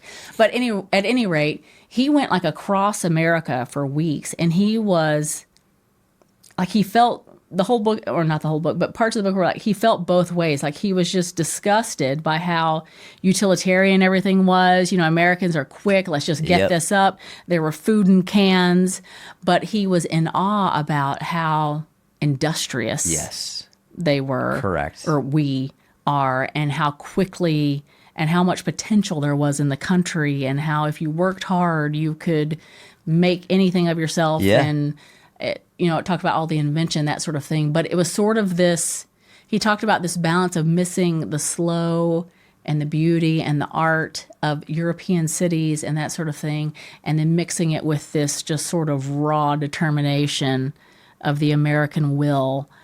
And he loved things about both and disliked things about both. So anyway, you should read the book. It's a great book. What's it called again? The Curious Case of Rudolph Diesel. Okay, I will look that up. And it's a piece of history as well, because he talks about the Kaiser in Germany and Oh, so was this pre-World War One? yes. Okay. Okay, Yes. very cool. Because that diesel engine changed the way the war was fought. That makes And oh yeah. I think he had like personal problems because he saw, according to the book anyway, Diesel saw the diesel engine as a way to help like rural communities, Yep. but it was used as a mechanism of war. Yeah. And he struggled with that. And like, how much a part of this do I want to be? Yeah. And everyone wanted this technology. And I think he felt, according to the book anyway, pulled in these different directions. That's a really interesting discussion because So interesting. you take any new technology is Right? probably going to be used in some way, shape, or any like high Yes. level tech is going to be used as a means of war. Yes. Just everything, AI, cars, Drones. everything, Yeah. everything is going to be used that way. Yeah. So So I think you'd enjoy the book. that sounds great. I will absolutely look into Yeah. that. Thank you for that recommendation. What are you scared of? God. Oh my goodness! You got two questions left. You have one more after this. What am I scared of? That's so interesting. I'm not scared of death, Okay. but for sure don't want to die. And so I was taking this class actually the other day, and the woman who was doing the teaching, she said, I'm actually not scared of death. I'm scared of not being able to work. Oh, Because then if you can't work and there's nothing you can do, because as a case manager, I work in catastrophic injuries with brain injuries, spinal cord injuries, and sometimes they can't go back to work. Well, then how are you going to provide for yourself? right. And so when she said that, I was like, that is interesting. Yeah. Because and I started thinking, well, what could I do? What would I do if I couldn't work anymore? And I'm like, well, couldn't pay my bills. And I'm like, that is scary. So Not being able to provide for yourself. yeah, Yeah. I am fiercely independent. So I would fear losing independence. That makes sense. Depending on other people. Yeah, I hate it. What are you excited about? Gosh, life in general and living in this country, I would also say the possibilities for you to make something of yourself are endless. And to me, that's so exciting. I mean, if you have an idea, I guess money always helps, Of course it does. But you don't have to have that. You can start from absolutely nothing. And if you have the mental attitude of, I'm going to figure it out, you're unstoppable. And that's exciting to me, that, because, I've got a couple of businesses and it's kind of like the more you get into business, I'm sure you can attest to this too, the more you learn about other opportunities, or you just hear what other people are doing. You're like, I didn't even know that existed. Like, I didn't even know that was a thing. Yep. And then especially in nursing, when you go to nursing school, you learn about bedside nursing. And that's fine. That's great. The head to toe assessment, you being a good nurse, that is the bedrock of being a nurse. But beyond that, there are so many opportunities for nurses. You don't have to stay at the bedside. You could be a case manager. You could work for research. You could do device sales. You could be a consultant. You can be in the medical legal world. You could advise attorneys. You could be a chief nursing officer of a hospital if you wanted to, or you could go back and get your master's or get your PhD and be a professor, or you could work in forensics. You can be a coroner. In South Carolina, Charleston County, the coroner has to be a nurse, and you have to run for election. Oh, wow. Yes. I mean, the possibilities are endless with a nursing degree. And so, just extrapolate that out to any other profession.